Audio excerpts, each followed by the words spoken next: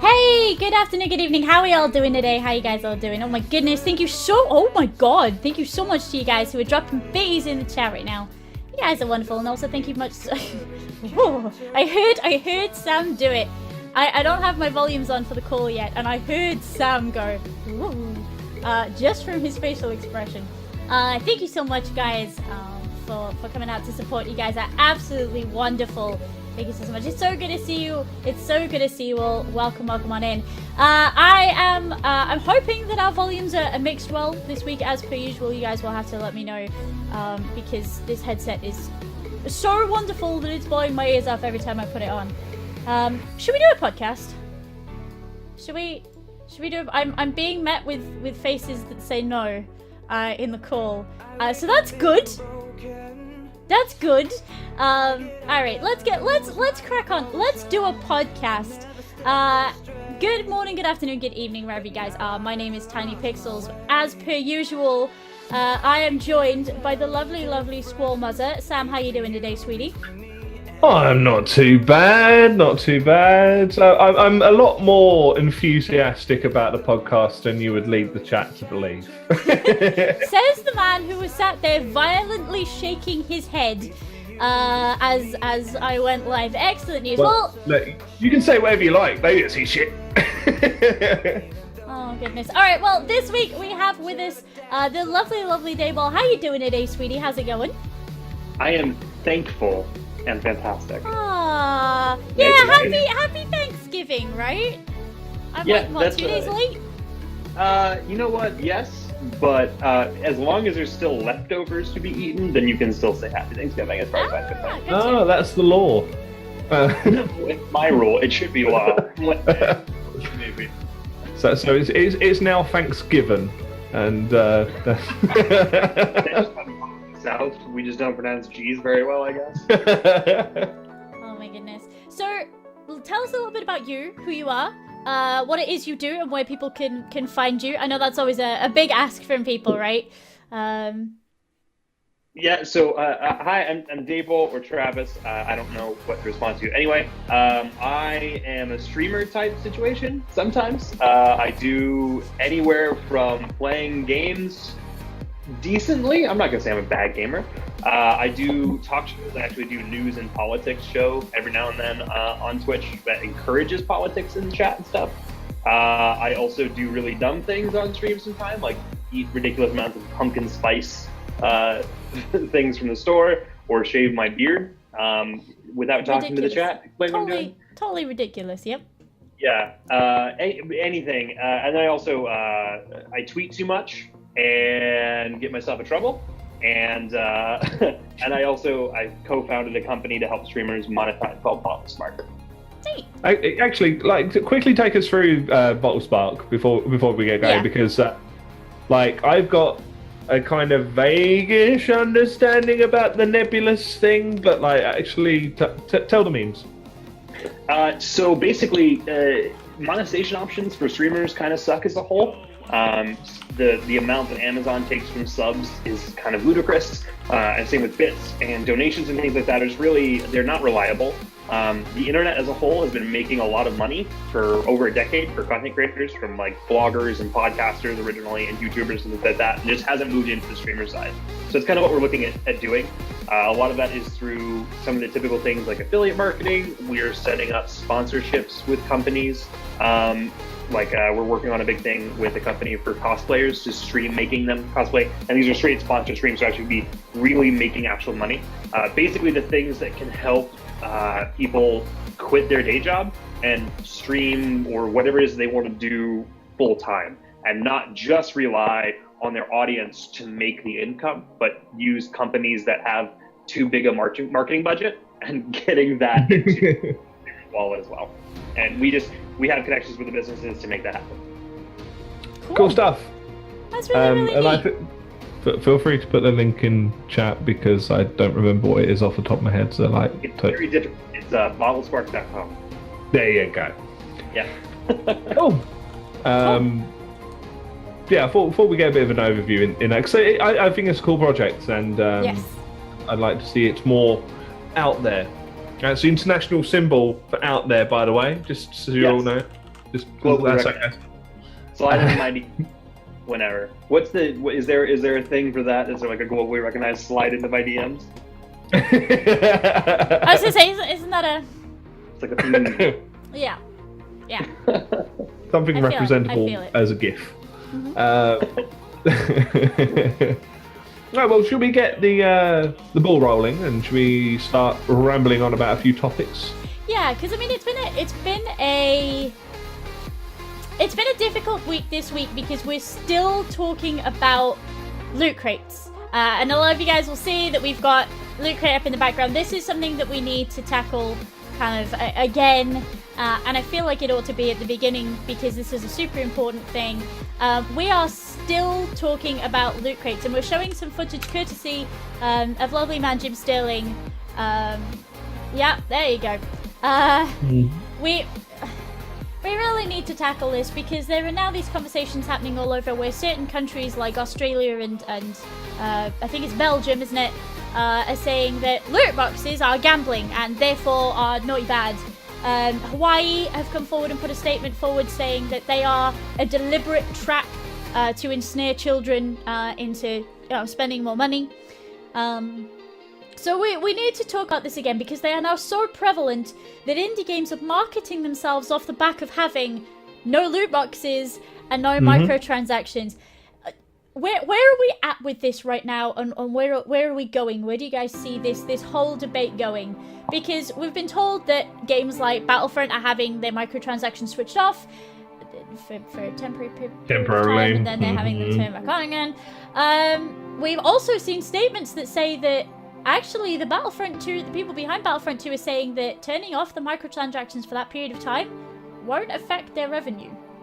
Which is a fantastic fuck up on their part, because they've been saying for the longest time, oh, it costs so much money to make games nowadays, we must justify the sale of loot boxes and microtransactions to make us back the mere pennies that you're willing to rain upon us for the joy of bringing you this game.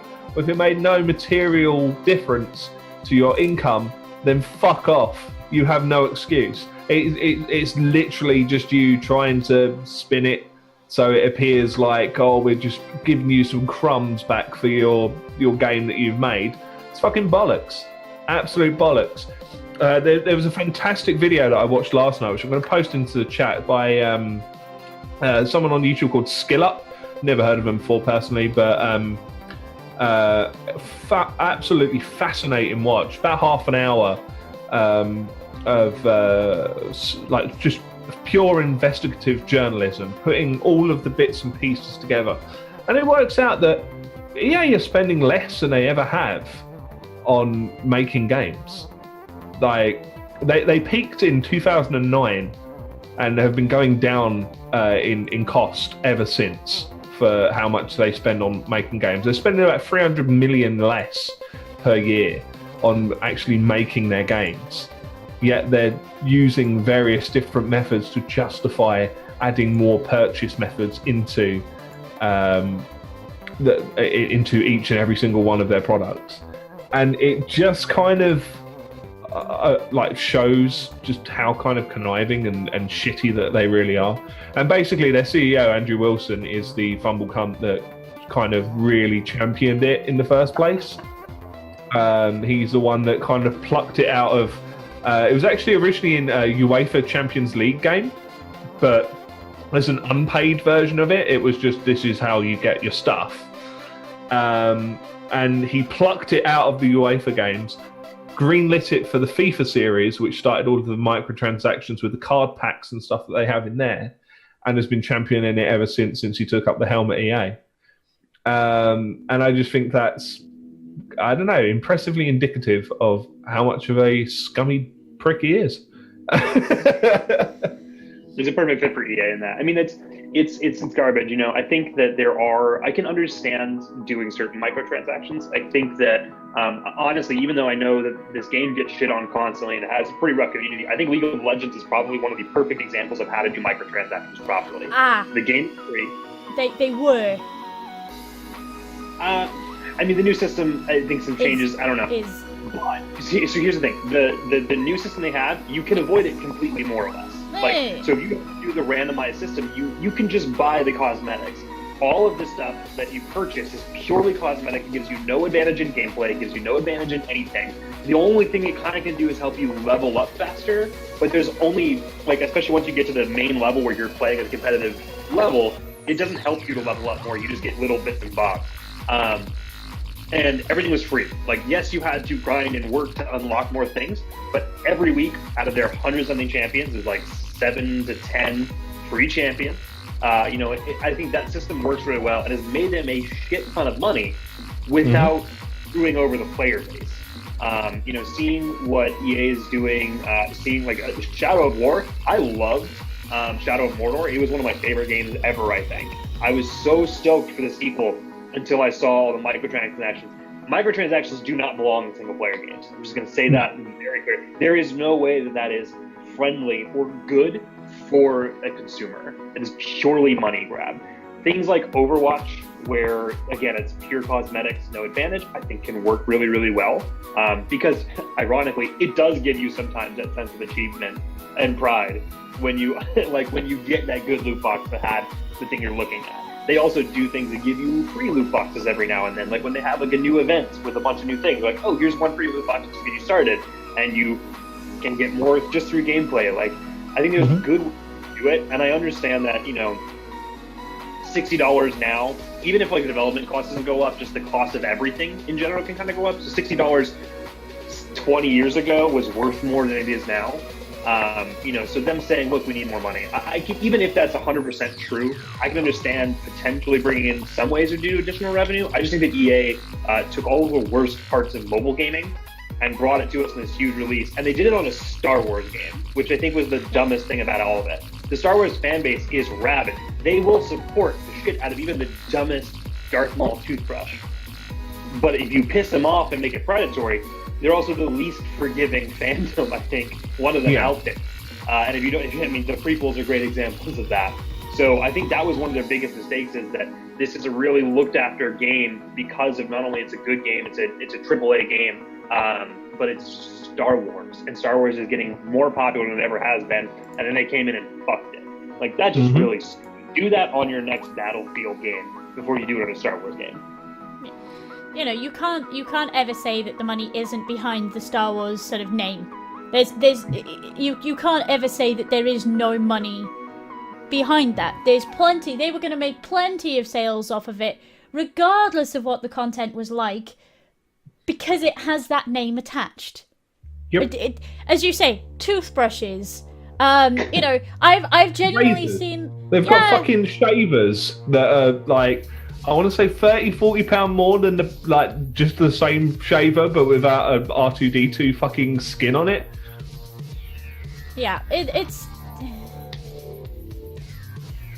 If they were going to pick a game to push and say, hey, we don't get enough money when we make these games, we need to make more money, it wasn't a Star Wars game to do it with. That was silly. No. Again, I agree with you that the League system was great because you had a free-to-play game. You went and downloaded it. They said, hey, here's a load of heroes. You get so many ADCs. You get so many tags. You get so many of these free every week, and it changes to get you to learn them. You either can spend real money, or the currency that you get for doing well in games carries over. Yeah, okay. The glyphs and the runes and things, although they've changed that system now, I'm not entirely sure what the system is like anymore.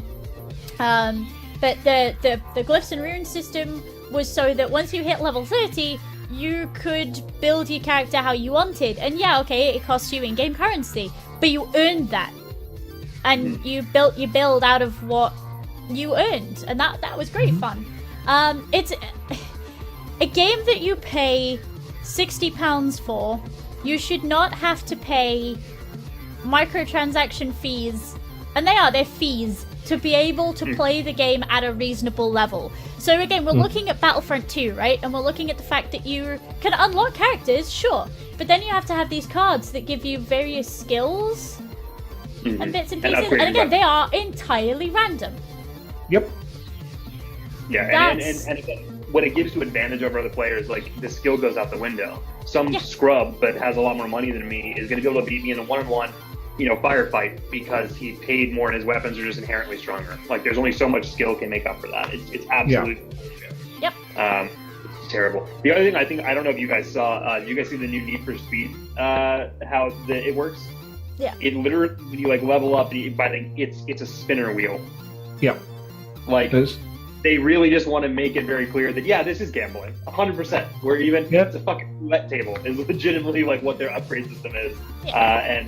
And I definitely, this whole thing, there was a really great podcast, Robot Congress. It's done by a couple actual lawyers who just happen to be major nerds. Yep. And they did a whole episode on the loot boxes, and I mean it's really nigh impossible to say that they're not gambling at this point. Mm-hmm. Like there's no metaphor that really makes sense, other than actually making other metaphors like, well, baseball cards and magic cards. Like you're right, those are kind of gambling too.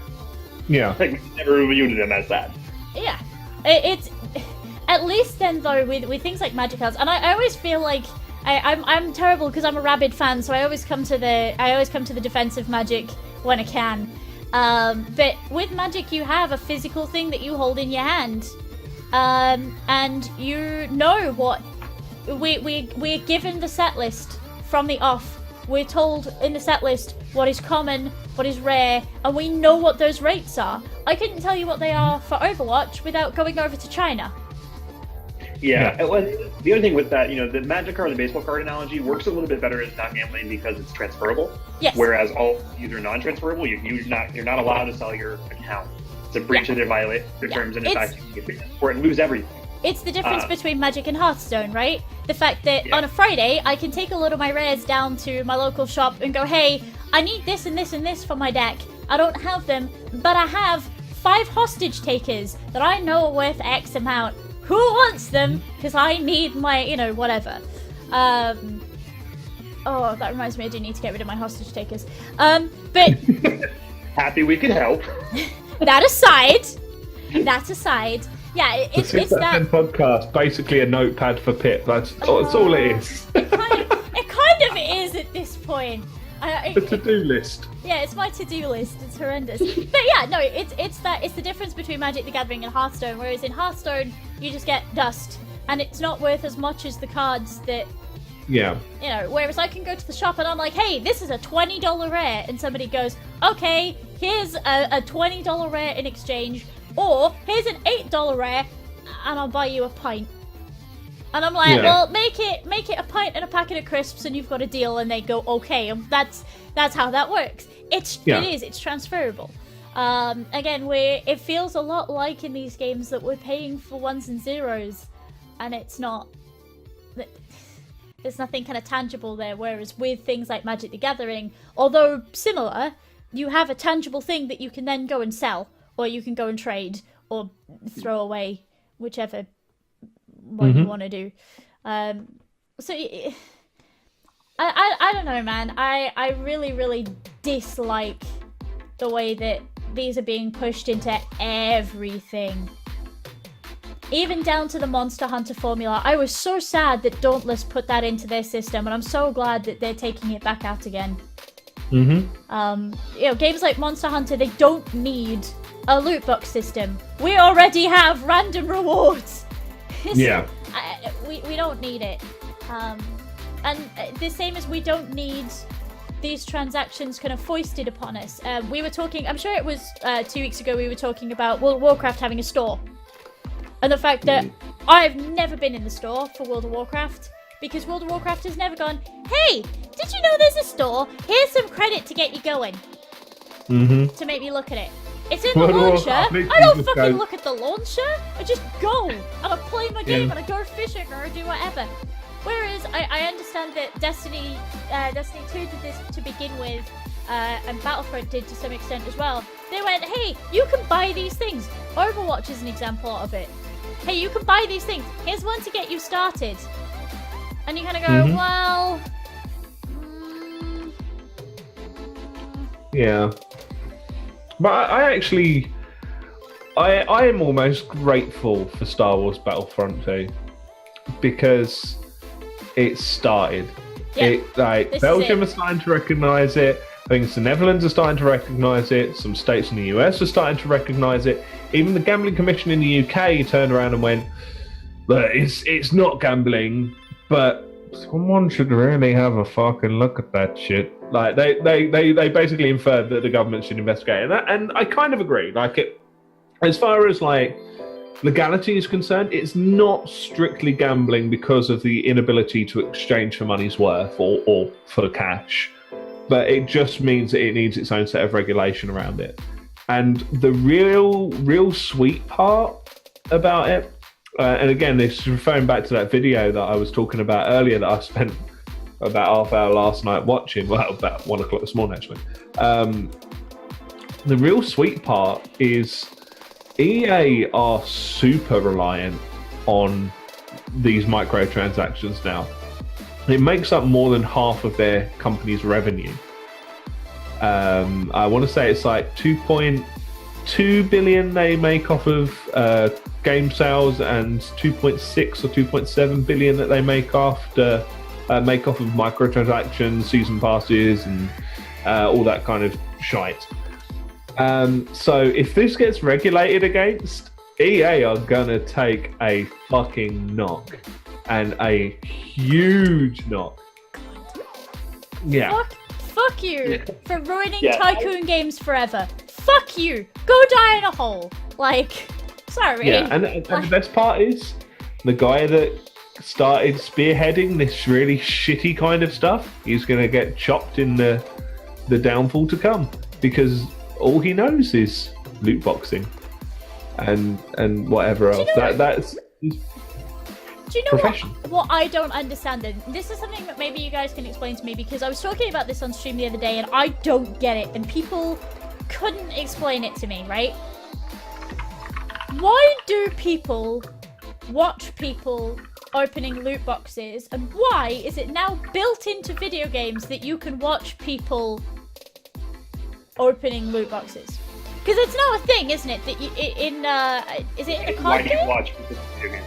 Like, I mean, it's no different than any of the other dumb shit that we do on this platform or on YouTube or anything. It's excitement. It's people can't afford it. Is it exciting? I don't think I've ever felt excited, and I don't know whether I'm in the minimum or what, but I've never felt excited opening a loot box.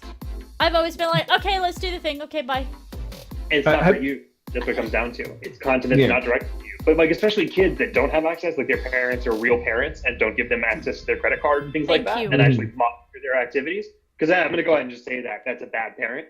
God, I'm just going to cause problems. So, they don't get to experience that themselves. So they get to watch the trials and tribulations of someone that is like, oh shit, common.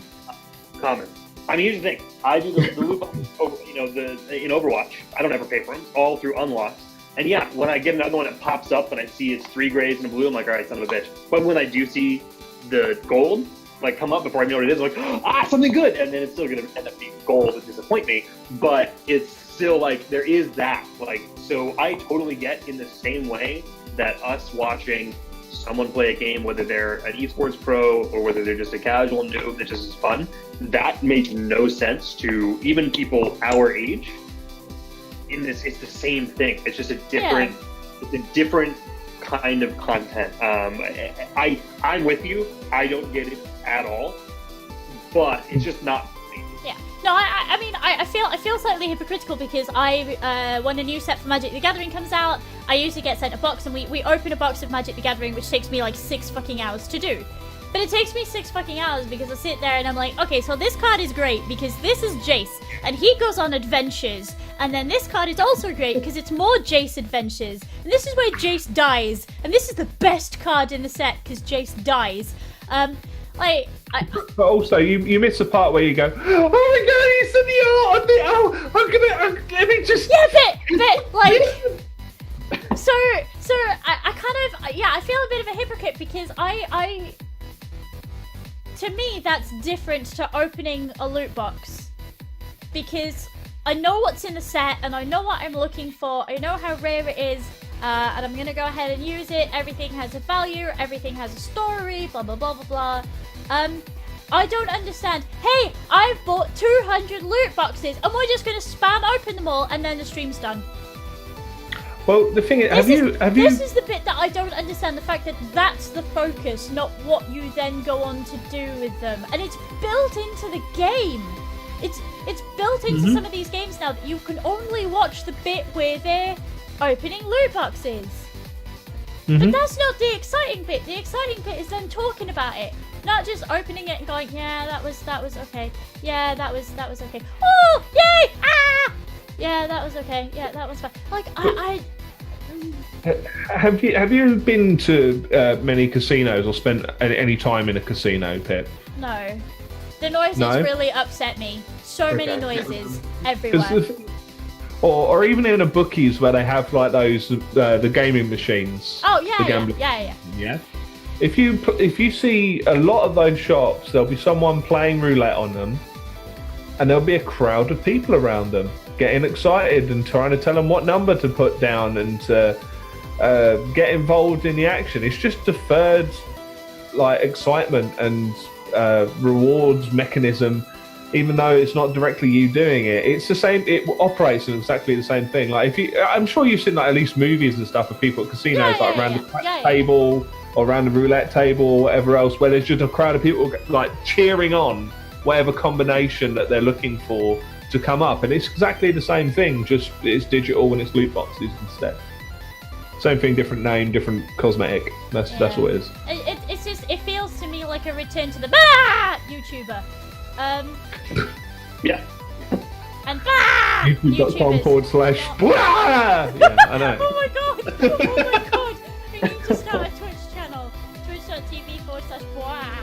And it's just me sat there. I'm renaming this channel right now. And every single loot box I open is look at it! This Karambit has fire on it. That makes it special. Next one. Yeah. Like I just I should open a Patreon for it. Just me getting excited about opening shit loot boxes. Yes. I'd watch it. Just I would. I'd actually prop up the entire industry to watch it. Like that's it. I'm fully behind it now. I don't understand just watching people open loot boxes when you can then watch them play the games with the stuff that they've opened. But, you know, inherently, loot boxes are bad, gambling is bad, trying to trap children into spending lots of money is bad, T. Martin, you cunt bag. Don't do that anymore. Oh, it's so fun. Did you see that fucking tweet? Oh, you did, yeah, because I saw it because you liked it. Oh, it's so good. T. Martin going, oh, I miss cheat codes. Like, now they want is your credit card number. And it's just like, in the same way you did, you conniving little piss. Like, you know so much that you decided to cheat at your own gambling system that you didn't tell anybody was your own? Yeah. What? Like, hypocrite of the year. And he's now going around and blocking people who are like Sam's going on, and he's just blocking all of them, and we're reveling in it because you shouldn't be afraid of your past. You should embrace it and use it to better yourself always, right? He's never acknowledged it. No. His apology was literally, "I'm sorry you think I'm doing the thing." I'm sorry, it was my apologies. Pro Syndicate was one of those as well, and he's never even acknowledged it. There's a friend of mine that writes for games, and he did like a lot of pieces on the CSGO Auto stuff, and he had every single day he would tweet out, it's been blank number of days since Pro Syndicate said he would come out with a video response, and still hasn't. And that's still going a few months ago when I last saw it. The problem with Syndicate is they still book him for a lot of the major European events to have his own giant stand, and we still see a lot of children walking around in his shirts, and every time I see a child walking around in a Syndicate shirt, I look at their parents in utter disbelief. Yeah. Like, How'd you have that disinterest involved? War Call in World War II, which made me not buy that game. Yeah. By itself, I was like, oh, I wanted to get World War II. I love Call of Duty games because I have terrible taste in first-person shooters. And but I saw that. I was like, nope, I can't support that. Knowing any of my money, a fraction of a penny might go to him, sorry, I can't do it. Sorry, I'm not being rude, I promise. The Pip's had Nuffy already. That's it. Sorry, Headset off. no, here, hello! Hello! Hello, friends! That's it, podcast.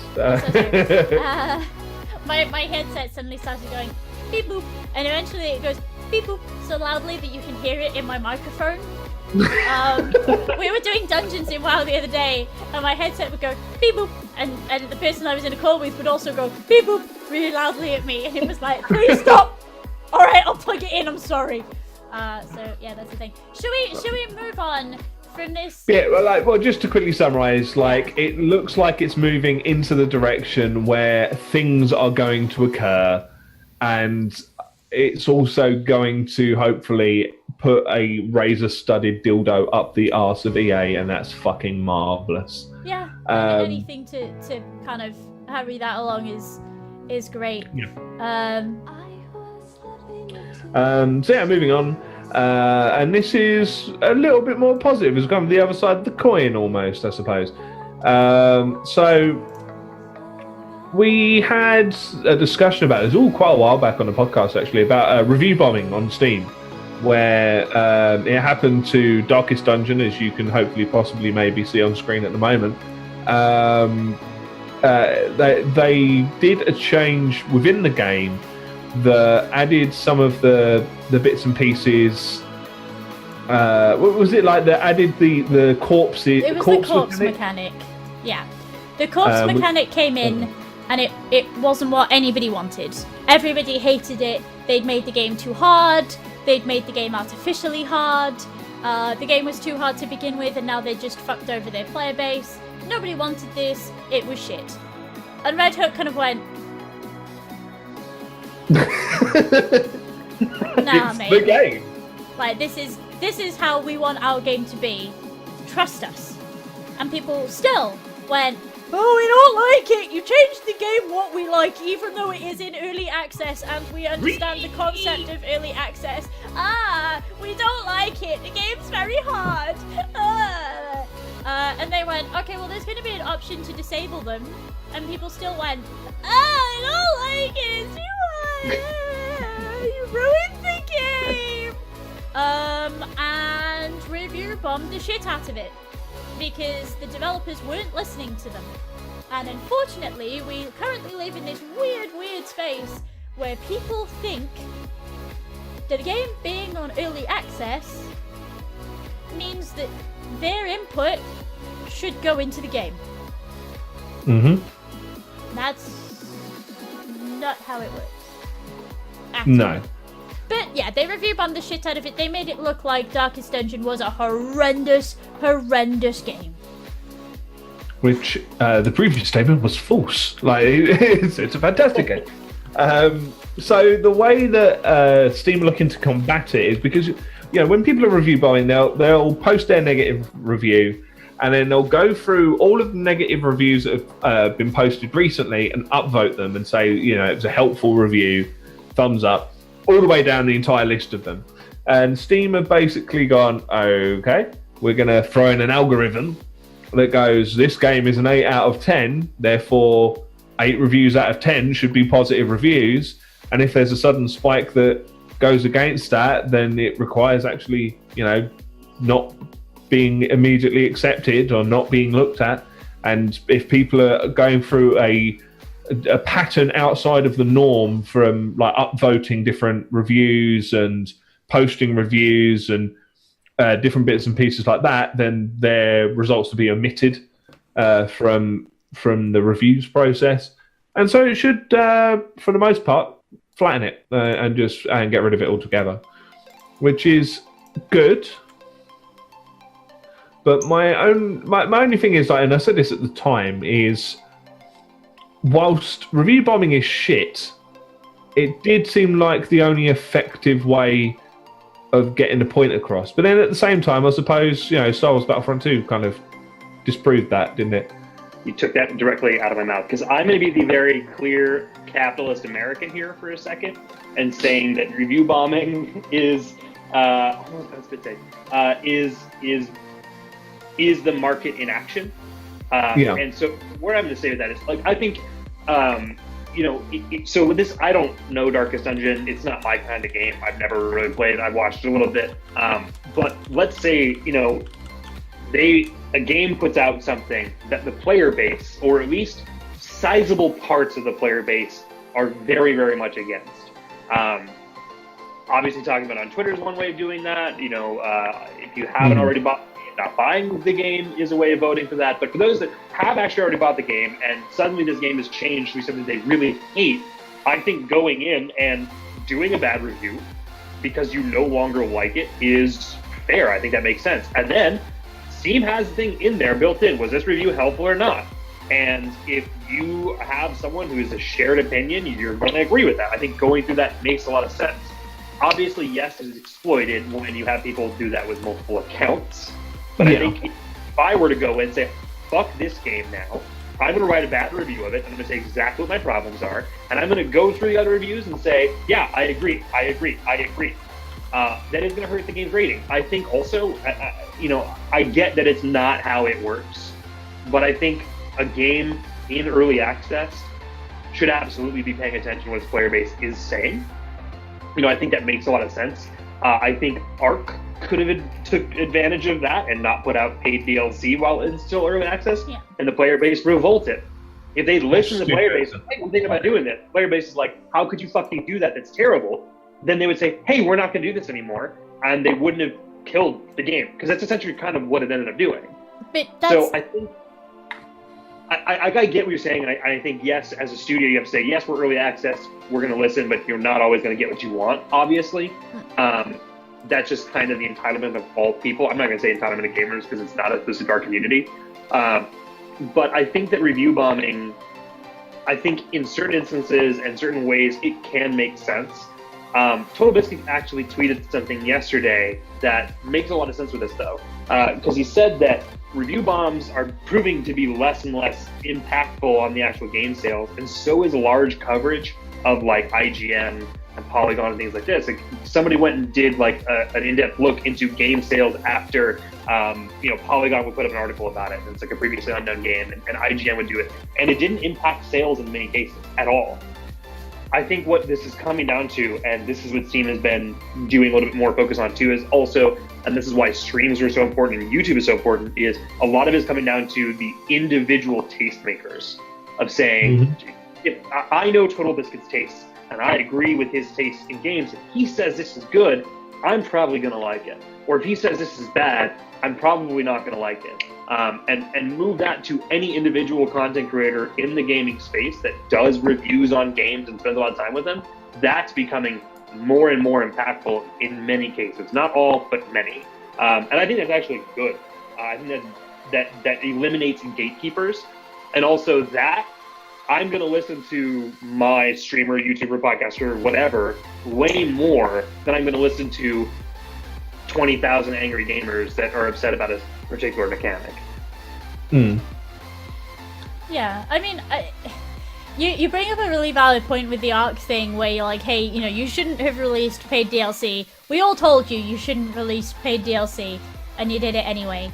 But I think there's a lot to be said for the developers who go out into early access, and they have to wade through a lot of feedback, and a lot of players don't actually know, with the end game in mind, kind of where the game is going. So the corpse mechanic, for example, is now one of the best loved mechanics in the game, because it allows you to strategize placements. It gives the game a valid sense of difficulty, rather than just, hey, this enemy has lots of health.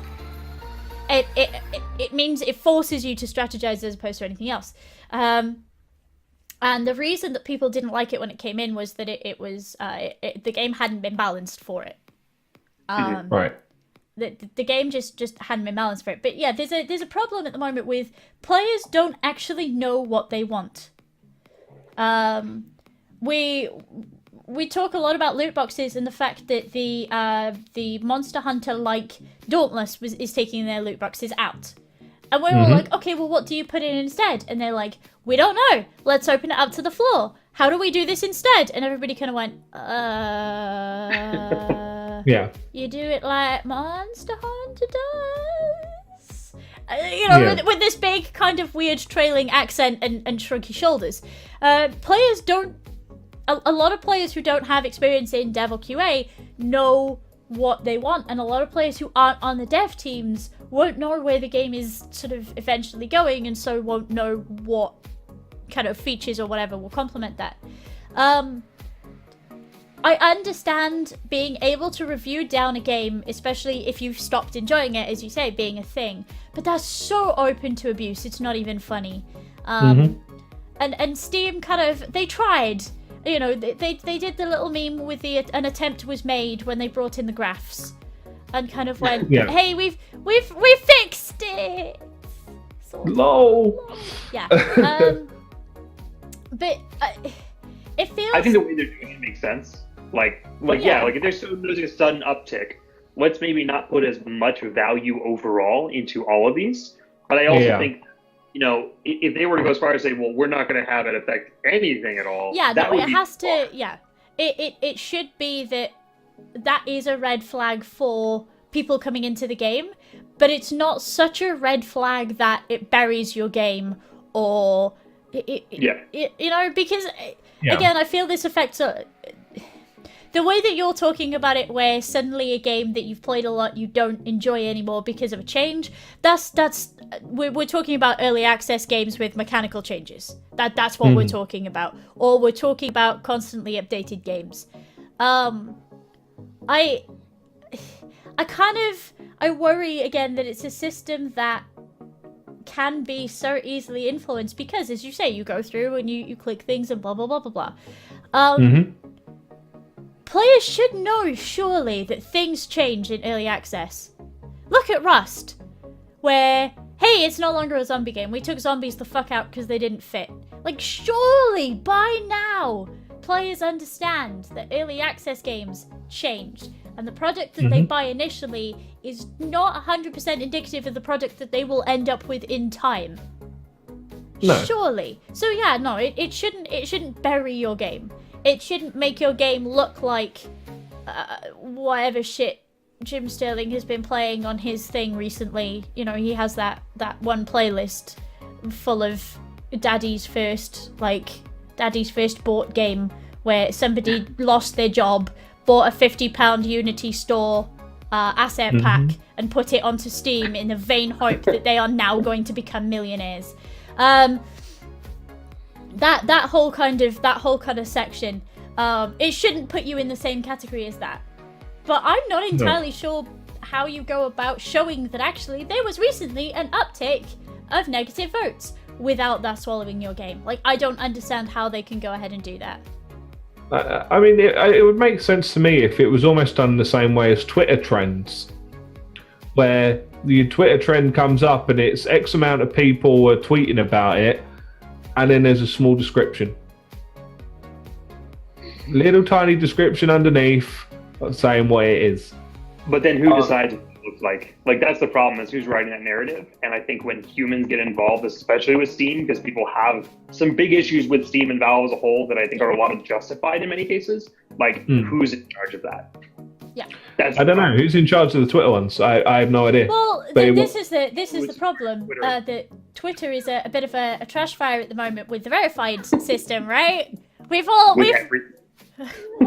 right, but take it as a focused example. Because I haven't got enough time to dig into why the entirety of Twitter is bad. Look at the verified system, which is meant to be, if you are an individual, say with a fan base, you are an easily recognizable individual, you should have a mark next to you to protect your identity. And yet I'm still told that I'm not fucking famous enough to have a tiny tick next to my name so that Tiny Sexals or Piney Tixels doesn't come along and pretend to be me. And then you can be Tiny Pixels and everything will be fine.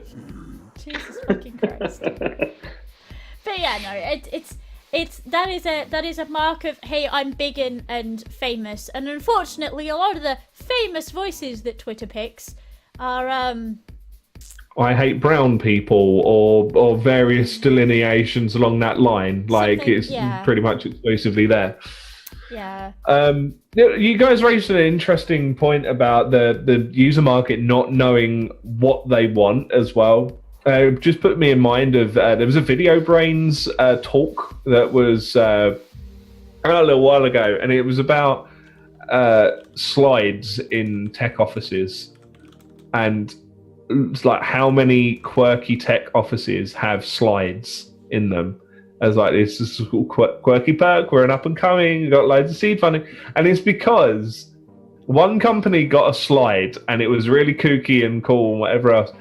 And then whenever they say like, oh, we've just got like 300 million in seed funding and you get to choose something cool to have in the office, and almost without fail, everyone sort of goes, put a slide in, because they don't know what to do. They don't know what they want to improve their office environment. Because who does? Who knows how to improve an office environment other than having a comfy chair and a PC that goes a bit fast? Couple of potted plants around the place, please.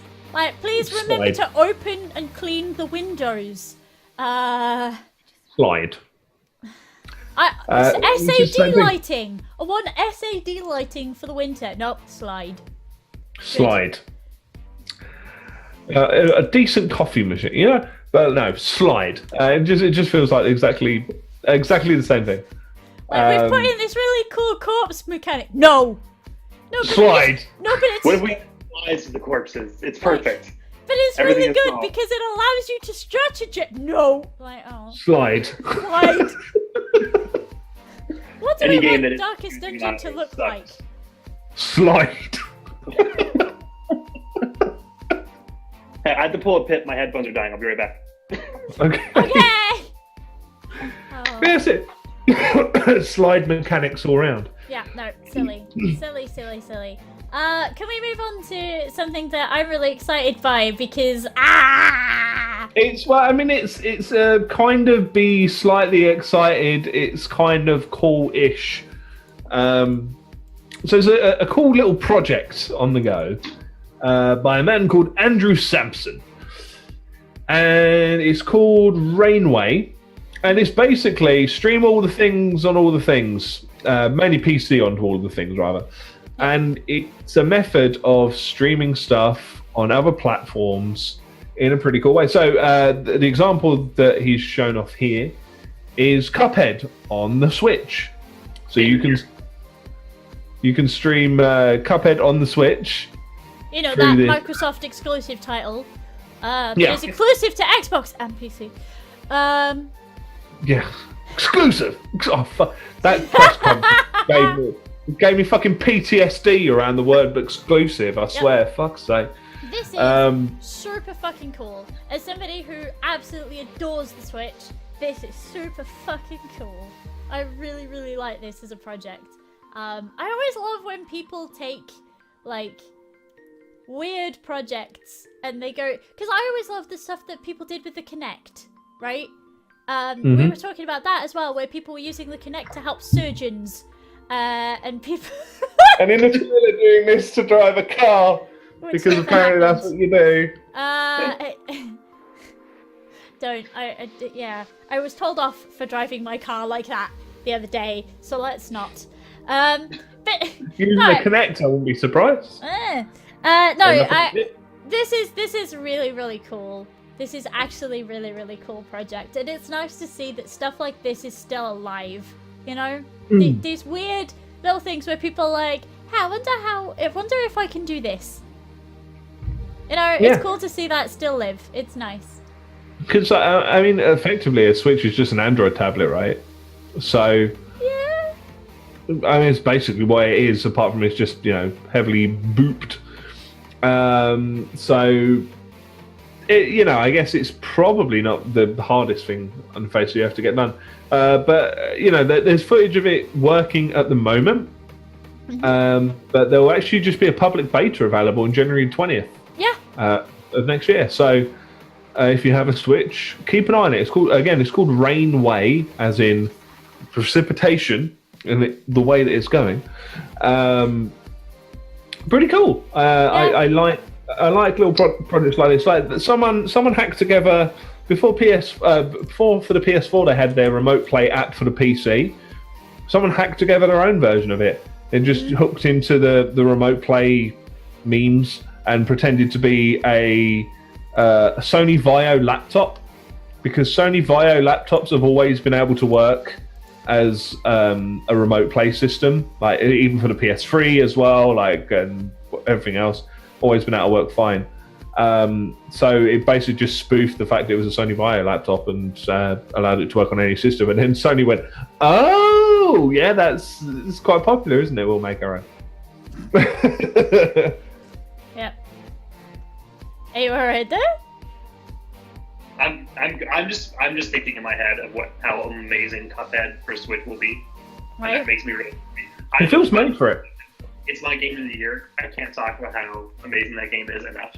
And I want really weird like projects like that to do more. And I do love that. I also was thinking back, because if we're talking about weird things that can run weird things, I went super quiet all of a sudden. Hang on, we got a problem. Hang on. Where'd we go? How do I sound now? Yes. Okay, sorry about that. So task, I don't know. I remember there was an Android project to basically be able to run Windows XP executables, and you could play StarCraft on your Android phone. Yeah. By the way, it was terrible. Yeah. I was gonna say, why would you put yourself through that? Jesus. Because I needed to see if I could run StarCraft on my phone. Like what? And this is also back when phones had keyboards, so that actually kind of made sense. You didn't need to make it. Yeah, but the mouse aspect didn't work. But it was it was cool to screw around with. And I very much also want, so you know how it used to be when anything new came out, they were like, let's put Doom on it, like the original Doom, Doom. And Minecraft has kind of been the new Doom in that way. Yes. It's like the new thing came out, can it run Minecraft? I encourage. Well, Skyrim is only Bethesda's paid project, so I encourage Cuphead to be the new Doom. I want that to happen very much so. Yeah. The best Doom project I ever saw, someone put it on a fucking piano, and you played it. Yes! The piano. It was the best thing I have ever seen in my life. It was amazing. That's amazing. Yeah. Yeah. Don't throw your things. Don't throw your Switch, even if it's in anger. I get Cuphead can be aggrifying. Don't throw your Switch, please. Yeah, Please as somebody who uses we have 2 Steam Links in the house, which sounds excessive, but sometimes I just want to fish in Warcraft, so I curl up in the games room, surrounded by all my favourite things on the sofa, and I fish on a giant TV, and it's fucking wonderful, right? We use the Switch the Steam Link downstairs to be able to play Isaac, in the main room of the house, as opposed to being shut away in the offices. So the idea of being able to stream games from my PC to anything, anywhere, is so good. So good. So yeah, this is a really cool project, and I hope this takes off and does well, because that'd be great. There are so many games that I'd love to put on the Switch and just kind of take elsewhere. Yeah, just swan about. Happy days. Okay, is this an actual cup of tea, or is this a loot box? It's an actual cup of tea. Sorry, my husband thinks he's being funny, and says that this cup of tea is definitely a cup of tea. But the chance of the next cup of tea actually being a cup of tea goes down the more mugs I request. Oh, it's like when you're buying gifts in Danganronpa. Yes. Yes. I think that's cool. I wonder, I guess it's kind of similar to the Nvidia Shield, thinking about it. Yeah. It's a very similar sort of premise, right? There's just streamy, handy-holdy, actually pretty shitty. But hey, I heard the Shields are shite. But it's the same sort of premise is the point. Hopefully this version will work. Yes. No, it holds promise, and this would be a really, really cool thing, actually. Nintendo, please don't cease and desist. Yes, please, Nintendo, allow us to do this. We also would like Microsoft it a lot. as well. Yeah. Exclusive. Yeah, that one. A long press conference to sit through that one. Ugh. Do you know what? This is the first in 3 really positive things, and I'm super, super pleased, because the next thing on our list is actually maybe my favorite game from this year. Yeah. Maybe. Well, Maybe my favorite game from this year. not Danganronpa. I need to talk a lot about Danganronpa to kind of get it out of my brain. So this Do you have a favorite game? Yeah. This is about one of my favorite games. So Ninja Theory did a really clever thing, and they made Hellblade. And Hellblade's actually done really well, it turns out. Like, super well, and I'm super pleased. For you guys who might not know what Hellblade is an... Oh, here we go. So it's an action-adventure with puzzle elements that explores various different kinds of mental illness and their effects on how you perceive things in various different ways. So the main character sees hallucinations, hears voices. Very often she, without spoiling things, very often she takes on a different personality altogether. Although you, as the player, looking down on her, to you initially that's not inherently clear, as it wouldn't be inherently clear to her. They did a lot of research in this. A lot of the development funding into this went into researching these different ways of perceiving that come with these various mental illnesses and disorders. They approached it very maturely, I found. I learned a lot. The entire game over the 4 days that I played it was a whole today I learned. It unsettled me to my core, and it was very clever. And it's so good to see it doing well, because it's in the weird kind of like AA space that we used to have, but we don't have anymore. Yeah, it's definitely not true indie, is it? Like I'd say it's more on the indie side, but it's still got muns beyond it. Yeah, it's not, hey, we had to remortgage our house and we were going to lose our house if this game didn't do well.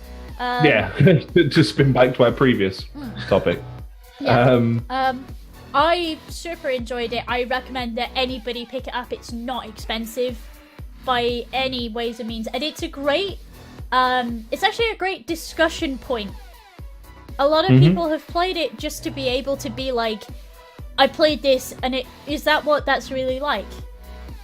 Is that what you really... And a lot of people who came into the chat who have experiences with PTSD or with my brain's just died. Never mind, we won't, because if I say the wrong thing, it'll be wrong. Is it not like schizophrenia? Yes, thank you. That was the word I was looking for. My brain could find the Welsh word, but not the English word. What's the Welsh? What's the Welsh word for it, please? I don't know. We'll talk about it afterwards. Because we'll be here all fucking week. But yeah, no, it's an absolutely fascinating view into that kind of mental state. It's genuinely a heartbreaking game. It sits with me very personally. It's fucking wonderful. If you haven't bought it already, please go buy it. Please go support them. Please go play it. It is on sale. I'm going to quickly... Yeah, there's like 25% off. 25% off, which makes it pretty... I mean, it was reasonably priced in the first place. Yep. £18.74. Yep. That makes it... Wholly worth that. Wholly worth that. Yeah. I've been through it twice now. And it was worth every minute. You look like you disagree with me, Travis. Is that a disagreement? I haven't played the game, so I am now convinced that I will be buying it as soon as we're done. Good. Yeah, it was on my radar, and I'd heard really interesting things about it. And so but I was like, I don't really know if that's like my kind of thing. But there's been a couple games this year that like emotionally were very charged in different ways. That I really liked. The other one, just to shout out to it, is Rhyme. If you haven't played Rhyme, and it's on Switch now. Speaking of, which is very different. Does it work on the Switch yet? Because the first iteration of it on the Switch didn't work. Does it work? Oh, did it? I don't know. I think they've patched it now. I think it's safe now. Yeah. But yeah, so that was a game that like I'm just expecting a nice little, oh, this is a cool looking puzzle situation, and I was like, oh god, I'm just devastated. So I really enjoyed that. So I want to support more of these things that are telling very interesting stories in cool ways. So I'm convinced. I'm going to try it. I just can't speak too much. I do like seeing, though, that even if you want to call it an indie game, I like seeing these kinds of games become very successful. Because I think the more that we make these things successful, the more that our AAA titles that we like but are being ruined are going to maybe be less ruined. Maybe they'll look at the industry and say, okay, maybe we can stop ruining it, stop fucking this up completely. And I also saw they did like a thing for like a couple of days for like Mental Health Awareness Week or something. Yes. Like all of our profits are going to charity, which I'm like, for a small studio, that's a very big sacrifice. And I think that really impressed me as a whole. So I will be buying that, and I'll report back. There's like 3 frustrating sections in it, but if I can get through them, I promise you anybody can. There's 1 frustrating puzzle and there's 2 frustrating combat experiences, and the problem is they've built them to be frustrating because the area you're in is meant to make you feel frustrated, but they kind of didn't quite get it quite right. But this is worth it for the narrative, wholeheartedly. Go and find all the runes, go and listen to all of the mythology that they've packed into this thing, go and appreciate everything that the voices say. It was a really eye-opening experience, and it's super nice to see. How do I word this properly? Because I've worded this wrong a couple of times, and I always feel bad for it. That it's nice to see this sort of subject matter handled maturely in a video game, and I hope sort of correctly, as it were. And my honest hope is to see more of this, but moved up to the big. So things like Spec Ops: The Line, for example, is a really great example of a game that has content in it that shouldn't be there for the kind of game that it is, right? It's quite challenging, and this is of a similar nature where this is full of content that's super challenging, absolutely full of it. It would be nice to see that challenging content move forward a little bit into more of our video games. And it would be nice for us to take that stigma away, kind of 1 block at a time. And I mean, this did it for me. I've never had auditory hallucinations, and they make me quite uncomfortable.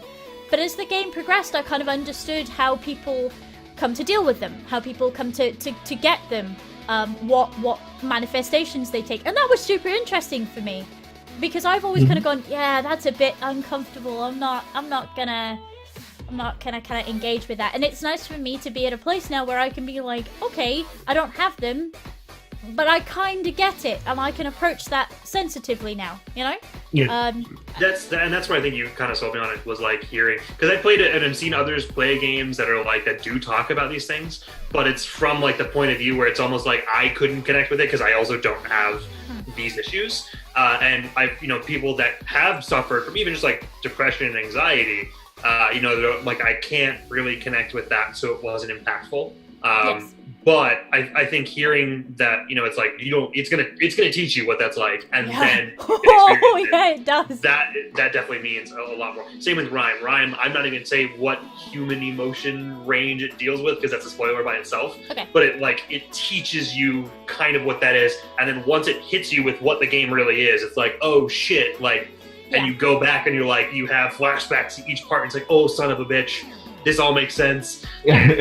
I guess just because I want to talk about it, if you play through Rhyme, when you finish it, go back and, because you don't see the level select until after you beat it, you just need to read the names of the levels, and it will completely open up that game to brand new meanings. So I think hearing something like that out of Hellblade, I'm very interested. The other one that does it in a different way, but in an interesting way, and I feel like this is a great place to kind of point it out, is a game called Ether 1 by White Paper Games. And it kind of went a bit unnoticed. It had a physical release for the PS4, maybe the Xbox One too, but definitely the PS4. And it's a stroll playing game, and I'm gonna call them that from now on. Walking simulators. It's a stroll playing game, where you can play it as a puzzle game. There are puzzles in the game that are entirely optional. They give you a little bit extra stuff. They give you a little bit extra narrative. But it's a game about... Okay, when you enter the game, it's a game about dealing with patients who have... Oh, I kind of don't want to ruin it, but you know when old people get forgetful and they start to develop dementia? Imagine there was a clinic where you could send them to help them relive their old memories in order to free them from their dementia.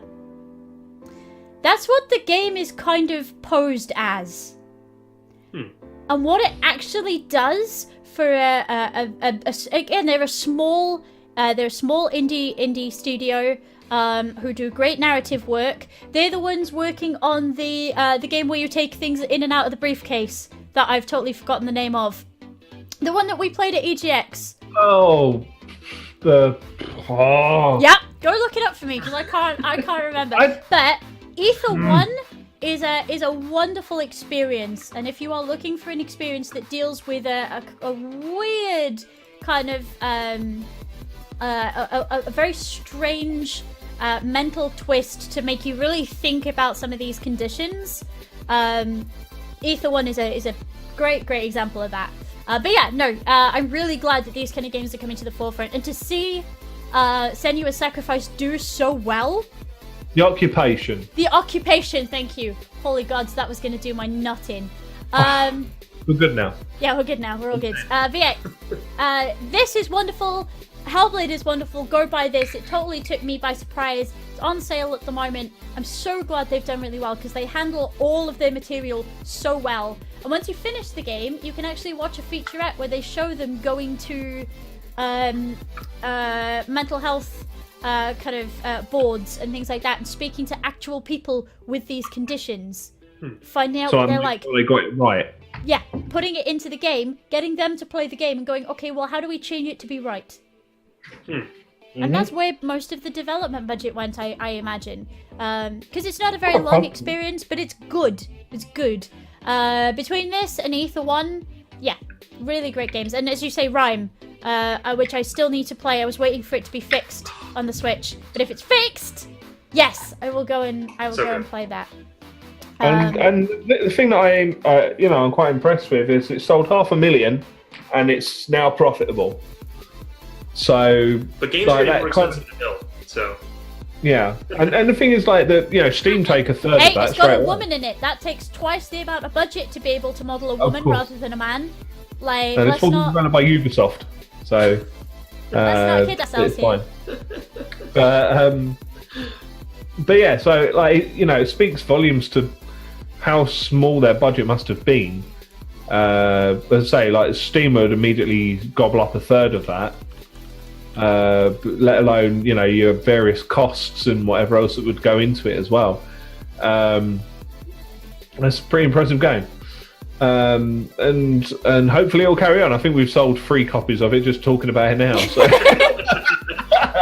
It's honestly, if it doesn't make you at least think about these conditions, if it doesn't make you at least think, because it does that brilliant thing where it drops you in at the deep end and goes, "Hi, you have all these things now. Enjoy."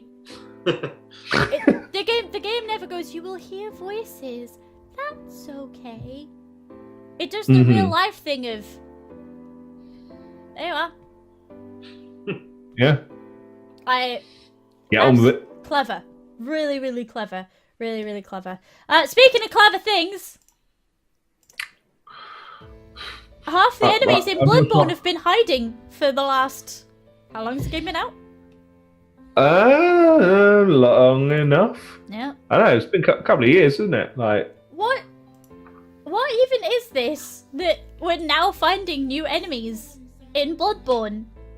Okay, so to give you a rough overview, so in Bloodborne you've got things called Chalice Dungeons, which are all procedurally generated weird and wonderfuls that people can trawl through for ages. They're incredibly hard to go through.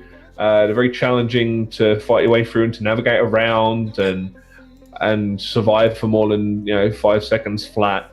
So it means that they're not massively well explored, or they're explored in part, but not to the full length of that each individual dungeon.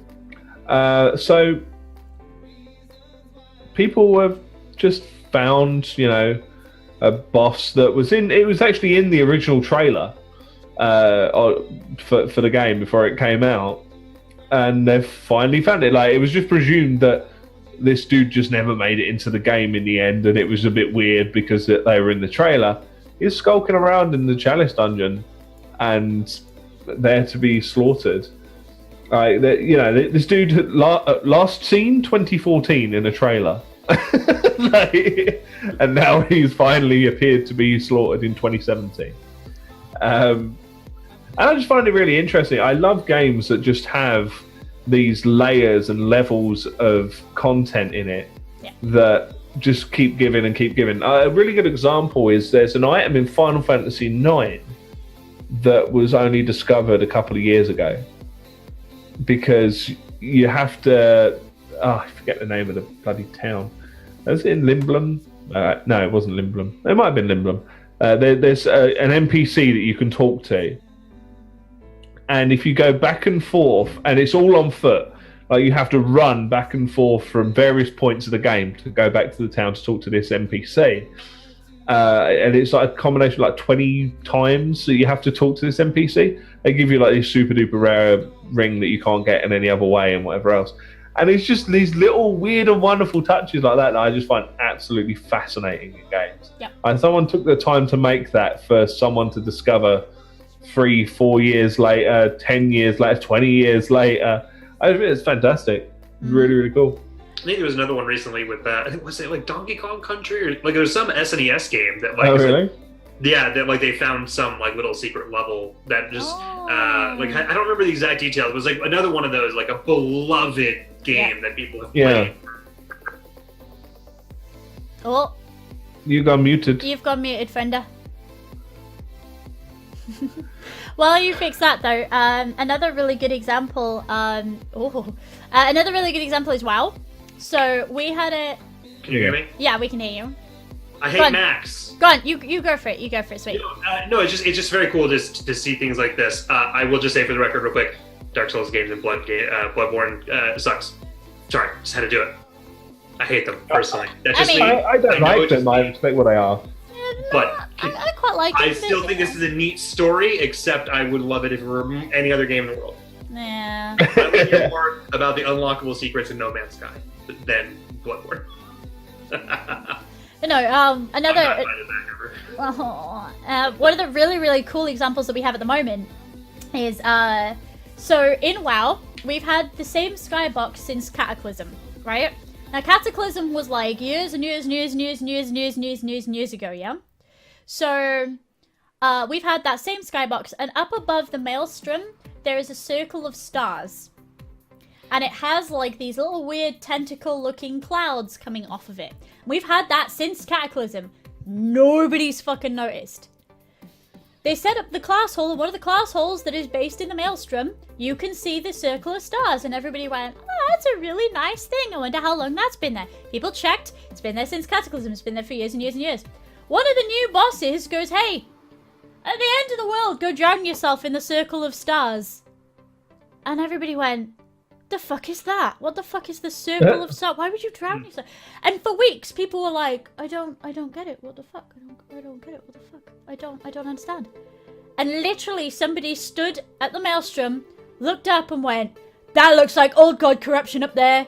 Oh fuck, we're getting old god stuff in the new content. Oh shit. We've had that skybox since Cataclysm, and only now has somebody noticed that there is a ring of stars in the air with small tentacles coming off of it. Mm-hmm. Like, that's fucking cool. We're having a new island with Zandalari trolls on it. So these kind of Aztec dinosaur-wielding trolls, right? Who are super fucking cool. Really, really cool design. And since the last expansion, we've had these weird feathered raptors. And when you look up these weird feathered raptors in WoW, it's like, oh, they come from a distant island, but nobody's really sure where. They're feathered raptors, Aztec-y looking the clues were there that we were getting Xantalari trolls. Mm-hmm. But we didn't know. Nobody put it together until now, and we're all sat there being like, Ah, yes! No! In your shaman class hall. Yes, there you go, Dan. In your shaman class hall. Go look. There's a... with the... It's freaky as shit. So basically what we're trying to say is it's World of Black Watchmen. Like, it's just... putting everything together piece by piece. This is the thing, and Blizzard do it a lot. Blizzard hide a lot of content in their game before we get so, and it's why I linked a Reddit post earlier, which was kind of what do we think the new expansion's gonna have, and it's basically clues from the last like 4 expansions. Yeah. And we're now putting it all together and being like, oh no. Oh no. And it's really cool to see stuff like that. The same with this guy. People thought he'd been cut from the game. And now they're like, oh, and he was here the whole time. And I love that he was in the trailer as well. And everyone just kind of went, oh, shucks, he got cut. Even though he was front and center, damn, like he wasn't in there. And here he is. Yeah. That's great.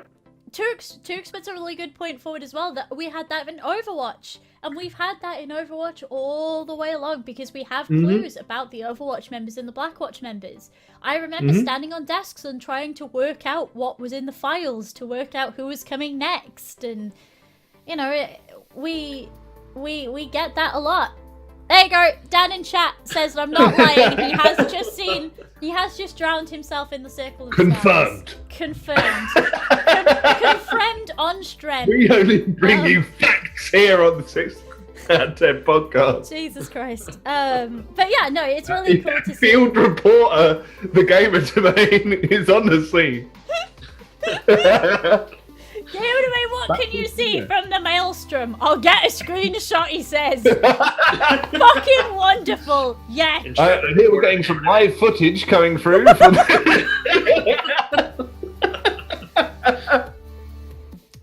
My WoW friends are going to be so proud that I've got that right as well. They're going to be so proud that I remembered that it was the skybox from Cataclysm. And it's because people were like, no, they've just put that in. And people actually went back. Like all the way back to in the files to see when it was last changed, and it was Cataclysm. And you know that Blizzard are lazy with their skyboxes because you can see Argus from all the wrong places because fuck you. But you know, it's always cool to see little features in. I tell you what this reminds me of, which is really nice, is do you remember playing Pokemon and people telling you that if you press down and B, you would catch a Pokemon as long as you did it at just the right point. And if you bumped into the lorry 5 times, a Mew would appear underneath it. And yeah, all that kind of stuff. And like when I first discovered creepypastas, so with Ben Drowned, and I was convinced that I could get my Majora's Mask game to do that, just if I willed hard enough. You really wanted it. Yeah. We do a lot of this, don't we? Like a lot of like this kind of weird nostalgic kind of hearsay, but it builds itself all together in like this really wonderful. Like this is the kind of the stuff that really got me into gaming. Like this kind of shared experience, you know. And it's things that are gone mostly. Like now you can just look up and see the IGN posted an article. No, you can't get the Triforce on Ocarina of Time. Yeah, like the correct way to play Breath of the Wild is without the map. It's like like, you know, there's other things. So like, you know, it's so easy to just get this information and like, nope, it's not true. Or let's look at the game files. Nope, that's not true. You can't do that. So to see Bloodborne pull something off like this, it's like, we showed you in the trailer, you idiots. You just didn't. It was there. You couldn't find it, so clearly it must not have been. No, like just look for 3 seconds. Seeing surprises like that, I think it's so difficult, and we're so also jaded now. I think we maybe know a little bit too much about the process in certain ways. So we're like, no, probably cut from production because of some kind of acid boot. It's like, no, like you assumed that, but just getting that nice little thing. I think this is a really cool story, even though I don't really love that series and that style of game. I still think it's super cool seeing like that and being able to understand why that's such like a, oh shit, we've seen this guy the whole time. We're just didn't look in the right place long enough. But doesn't it give you the warm fuzzies though when stuff like this gets found? Because we had a moment on stream where I was playing Stardew Valley, and if at a certain day, at a certain time, with a certain weather condition, you shake a certain bush, you get a thing, right? Ah, there you go. No, it wasn't. And we've got the images coming through from. Yay! But yeah, no. If you shake a bush, a particular bush at a particular time on a particular day, if it's raining, you get a surprise in Stardew Valley. And I had no idea until one of the guys who'd beta tested the game was like, "Hey Pip, you should go do this." And I'm like, "Oh, well, we're gonna waste half an hour now, and I'm gonna look stupid because I've never seen." And I shake the bush, and I'm like, "Oh, that's really cool!" And we had this really kind of cool, warm, fuzzy moment where we discovered something about the game, and that's always really cool. So yeah, it's super, super neat to see stuff like this coming through. Like, it really is. I love it. But like, it's why I find it very hard being and games journalism. Like, I find it like difficult because I don't want to know about a lot of the stuff I should be spreading news about. Like I don't want to know. I don't even want to watch trailers for games half the time. I just want to go into into a game just completely blind. I want to know vaguely what it's about, vaguely enough to know if I'll be interested, and then beyond that, don't give a fuck. I don't want to know. I'll avoid it like the plague. Like, absolutely. Yeah, well, it's this thing with Black Watchmen. Like, Black Watchmen, we talked about it on stream 2 weeks ago, but Black Watchmen, I watched Sam do a mission. I'm like, okay, that's enough. I'm gonna go and buy it now. And I could go look up all the answers. I could go look up all the bits that are likely to unsettle me and spook me. No, fuck it. I want the experience. I want to be like, absolutely, here we go. And it does. It gives me warm fuzzies when we discover things as communities, either on stream or on Twitter or whatever. There needs to be more of that. More of this good thing, please. More of this kind of thing. Yes. The thing I actually like about how the Black Watchmen dudes handle it is they have a place on the forum for each and every mission that you can do in that game, and you can only put nudges, like little kind of prods in the right direction. Yep. Not even like outright hints or anything like that. It's literally, well, you know, they did mention a town, and maybe there's some pertinence to that. Yeah. And that's it. That's literally all they'll give you to go on. I had to go through, I think it was 4 resumes, and I had to find which one of those had done something illegal in the past, right? Which one of those could conduct illegal testing? And I had to go through these 4 CVs. And I'm looking at them for ages like, I don't understand what I'm meant to be doing. They haven't given me anything but these 4 CVs. And I just had to input a name when I'd, And literally, somebody went, I wonder where it would be easiest. And I sat there for a minute and went, I got it, and suddenly it was like throwing papers everywhere, because I write meticulous notes for that game. I'm throwing things everywhere, like, I got it, They don't allow any more than that. Yeah, it's such a rewarding experience. Yeah. Also, that game, 79 fucking pence on Steam at the moment. Is it right now? Go buy it for 79 pence. This is a podcast as a to-buy list for me. It's called The Black Watchman. It's basically, if you ever played Not Prom when you were a teen on the internet, right? Go fucking... super specific. Not Prom was a set of internet riddles. That were all based on like source codes and things like that. Oh, it was 69p! Nice! My bad!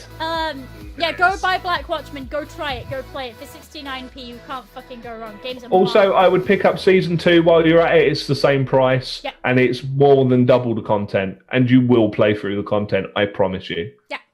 Some of the subject matter is a little unsettling, but as long as you're okay with a little bit unsettling, we good. We good. Anyway, we should move on. Let's move on to topic 6 and then rapidly move on. Oh, we already are. We're already basically on it anyway. Black Friday sales fucking suck in the UK. I can't buy a laptop because I don't have any money. Let's talk about the golden joysticks at topic 7. But no, Black Friday sales, I don't know. Yeah, there's one very good Black Friday sale that you actually mentioned already, Pip. The Steam link is $5. Yes. Go buy a Steam Link. I have 2 of them. Really They're good. fucking wonderful. Stream Deck is £97. Yeah. I love that Stream is a Deck good stuff. price. If you're buying Corsair stuff, I have an affiliate link, #ad, you support the stream. If you buy Corsair things, because I'm an affiliate with them, I highly, highly, highly endorse their products because I use them on a daily basis. They don't pay me unless I sell things, and even then it's only a couple of pence. The only reason I fucking sell things to you guys is because they actually fucking work. I highly endorse Corsair clickety clacks. Etc. I'm a Corsair affiliate. I say this every time sales come around. I'm a Corsair affiliate. So you know, I'm meant to sell you Corsair things. Corsair are a brand that I trust. If you guys need new mice, new keyboards, new headsets, Corsair do wonderful, wonderful, wonderful products that suit just about everybody. I have an MMO mouse. I recently bought a mouse for a friend of mine that's just a straightforward mouse, and they both work perfectly fine. Like, yeah, all that stuff. Their stuff is on sale and it's good. It's good, good stuff. I went to a Razer Black Widow piece of shit, which started with the comma key stopping working, and then eventually just went no, and stopped working altogether. Switched over to this, and I don't understand how I've not had this all along. It's perfect. So other Black Friday stuff, you know, the one thing I was a bit disappointed with, the Switch went on sale for the UK, like in one place for a cheaper price. Everywhere else it was just still same price. The UK deals were horrendous this year. A Black Friday sale is not £30 off. Something that's over £1,000. I'm really okay sorry. with this because as a former retail worker, hopefully Black Friday is a dying industry. I worked Black Friday game. I understand. I feel you. I had to take cakes out to people who queued outside. I was shouted at. I was spat at. I was grabbed. This whole thing. I'm really glad that we're not doing the mass panic thing, but in the same breath, I really, really wanted a laptop this year, and I cannot afford Cyber Monday to come. Yeah, maybe. That usually has better sales, even though that's disappointing more and more every year. Yeah. But game sales, again, the games that we've discussed today, so Black Watchman Rime is probably on sale. I don't know if it is. You might want to check it. What else have we mentioned today? Hellblade is definitely on sale. I think Ether 1 is on sale at the moment for about £15. If it's not... It's not on sale. It's what? It's actually not on sale. Rime isn't? No. Cool, buy it anyway. It's only $25. Yeah. Game sales are always great, but I feel like a lot of these game sales where I've got everything already. It's always the case. Yeah.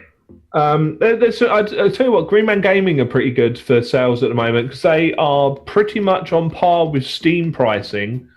Then they've got another, it's either a 10 or a 15% off code on top, apart from Destiny 2. Although Destiny 2 is like 26 quid. How fucking cheap is that? Considering how recently that came out.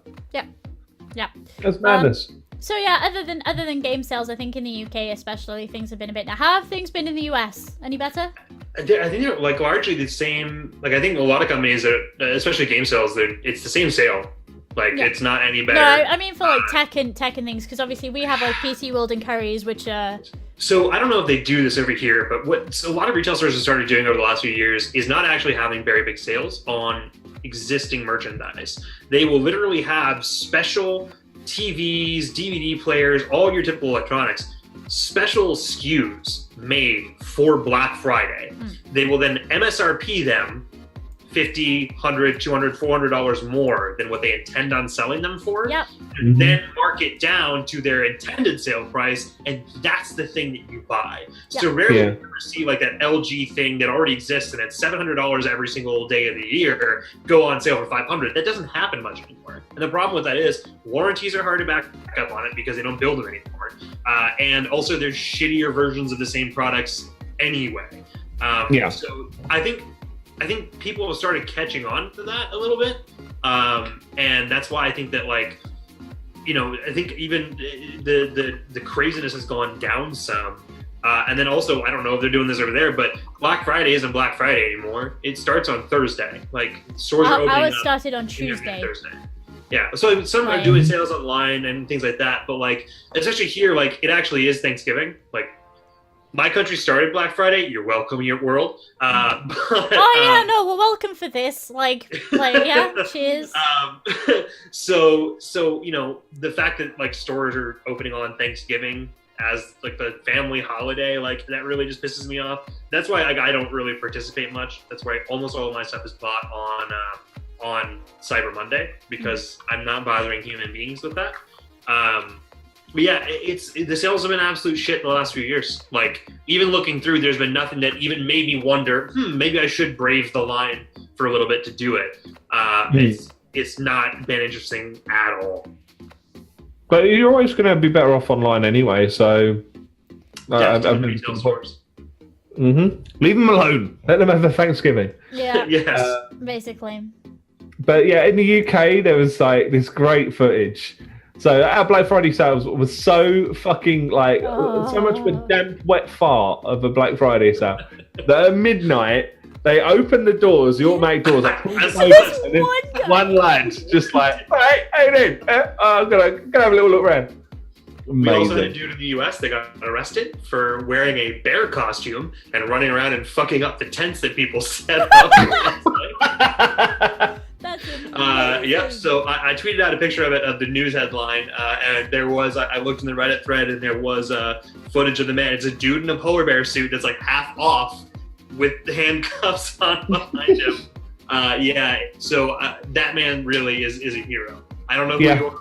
I don't know where you are, sir, but know that you are deeply, deeply loved. Please send me your GoFundMe for your bail money. I will pay it. It's amazing.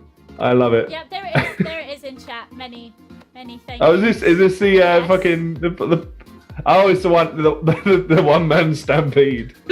Yeah. It's just so like accepting of it, and he's even walking briskly through the store like he's got some competition. Which, here's the thing, I choose to believe that man knew what he was doing and was making a meme and making fun of the workers and the companies. I choose to believe this, and that's my headcanon, and nobody can convince me otherwise. Yeah. And just like him, he's like, oh, go pick up stuff. This really brightens up my day. Mental. Any other bits and pieces you guys seen have been any good? Like all the Elgato stuff was on a pretty decent sale. HD 60S, which is the holy grail capture cards in my opinion, after having used one. 140, can't complain really. Oh god, that thing's magic though. Because I'm now dual PC streaming. I literally went one end of the capture card, other end of the capture card. Oh, there you go, it works. Yep. The little program just kicks in and goes, so I'll forward all of your audio for you. You need to do that anyway, so I'll just handle that. And it's done. I was like, what? I was expecting to have like 16 different mixers up and like trying to fucking like solder wires together on the go in hopes it'll transfer some audio. No, it's piece of piss. Yeah, no. Considering how far Elgato have come from the capture card that I smashed up on stream, I'm now, again, like...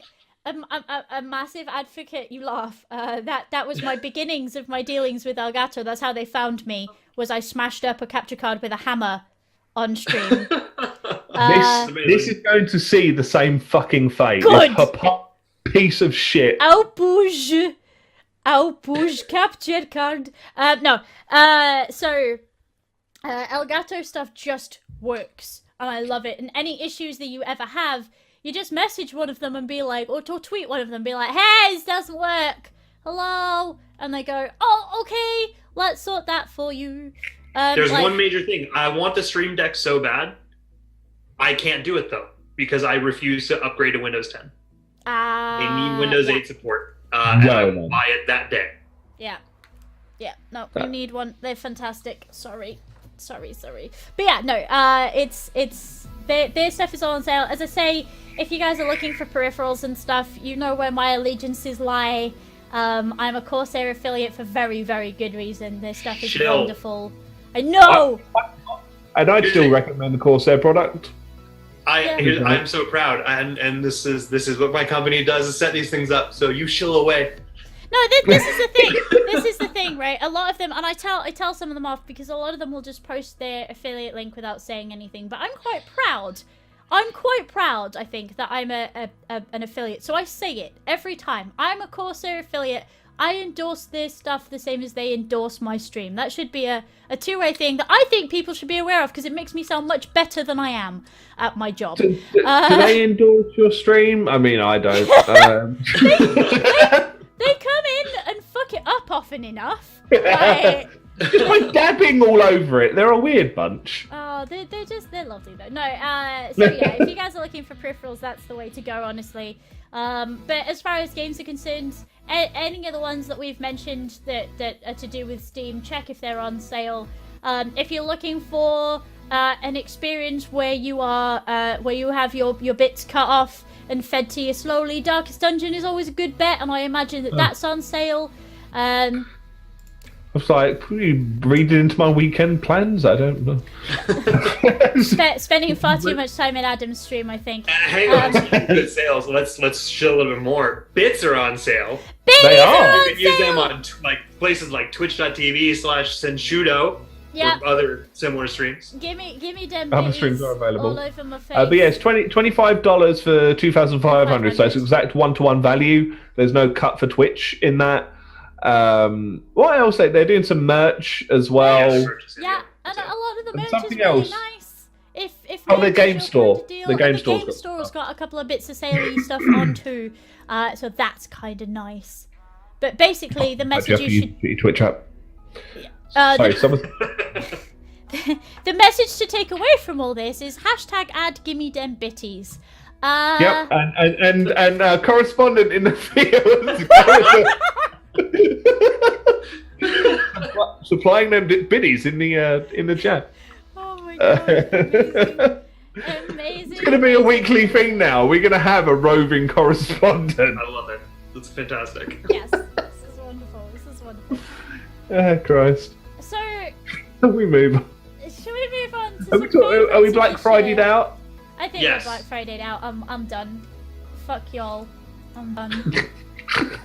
Let's talk about some awards that I didn't agree with, because I want to say at this point, right, we're going to talk about the Golden Joysticks, and the Golden Joysticks has an award for personality /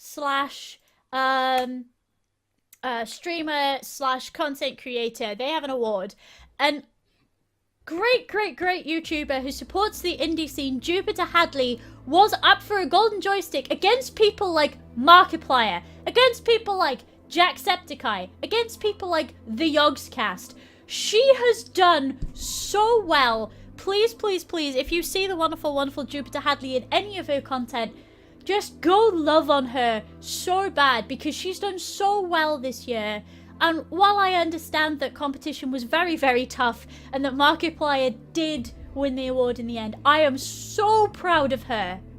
I am so proud of her. She inspires me to no end. She honestly is one of these wonderful content creators who inspires me to do better. If you guys do come across any of her content, please show us some love, because she genuinely, hands down, deserved that. Just... Yes. 6 out of 10 podcast alumni, Jupiter Hadley. Yes. Might I add? Yes, indeed. No, Jupy she's genuinely the sweetest, loveliest human being, and she has a burb game dev pet who is also wonderful. She has a small parrot. It's like I think it's a conure that she has. And the two of them are just this wild, unstoppable game jam covering force. They're just wonderful. Please, go show us some love. I will find her Twitter for you guys now, because she's just... And the pertinent part is she covers indie stuff. Like, that's it, indie. Yep. And she was competing with people who have the reach and extra ability to be noticed from AAA stuff. So to be even competing on the same stage, whilst not really competing on the same playing field, it is astounding. Like it is a true recognition of talent. So it's fantastic. Yeah, she's a wonderful human being. So aside from that being stolen from her, which it most definitely was, because she's the most... Because I know her. No, I love her attitude so much, and all she wants to do is help. If you ever see her at a convention and you are in need of anything, she will be right there to help you, regardless of what or where. She is a wonderful human being, and I wish her positivity. Yes, absolutely. We see so many positive people. Let's all be happy. No, she's genuinely, she's like a beacon of light. She really, really is just a beacon of light. So, guys, go love on her if you can. Aside from that, where she was robbed, Cuphead won Best Visual Design, which was good news. That was and also super Best good news, Xbox game, which is also good news. I don't know if they had any kind of music. Yes, they did. They should have got Best Audio as well. Sorry. The music in Cuphead was 100% agree. amazing. What got Best Music? Breath of the Wild. Oh, okay. I'm not a big Really fan. good too. I'm not a big fan of Breath of the Wild, honestly. It was alright, but it wasn't wonderful because it was lacking in content. It should have been similar to Odyssey, where there was content every 3 steps that you took. Yeah. It wasn't particularly balanced to my taste, but again, that's my taste. It's a great game for sure, but it wasn't, to me, it wasn't quite where it should have been. Best VR game was Resi 7, which I massively agree with. Yeah. Because there aren't really any other VR games other than stand at a table and throw things at Pickle Rick. Yeah. That's basically the only other fucking VR games that exist. And the other one that stood out to me personally, and again, you guys can chat about what stood out to you guys personally, but Sid Meier got a Lifetime Achievement Award, and that makes me so happy. When did Civ 1 come out? In the 3rd century BC, was it? Like, it's a long-running fucking series. Yeah, but don't forget, we also have things like Pirates. Pirates was super clever for what it was.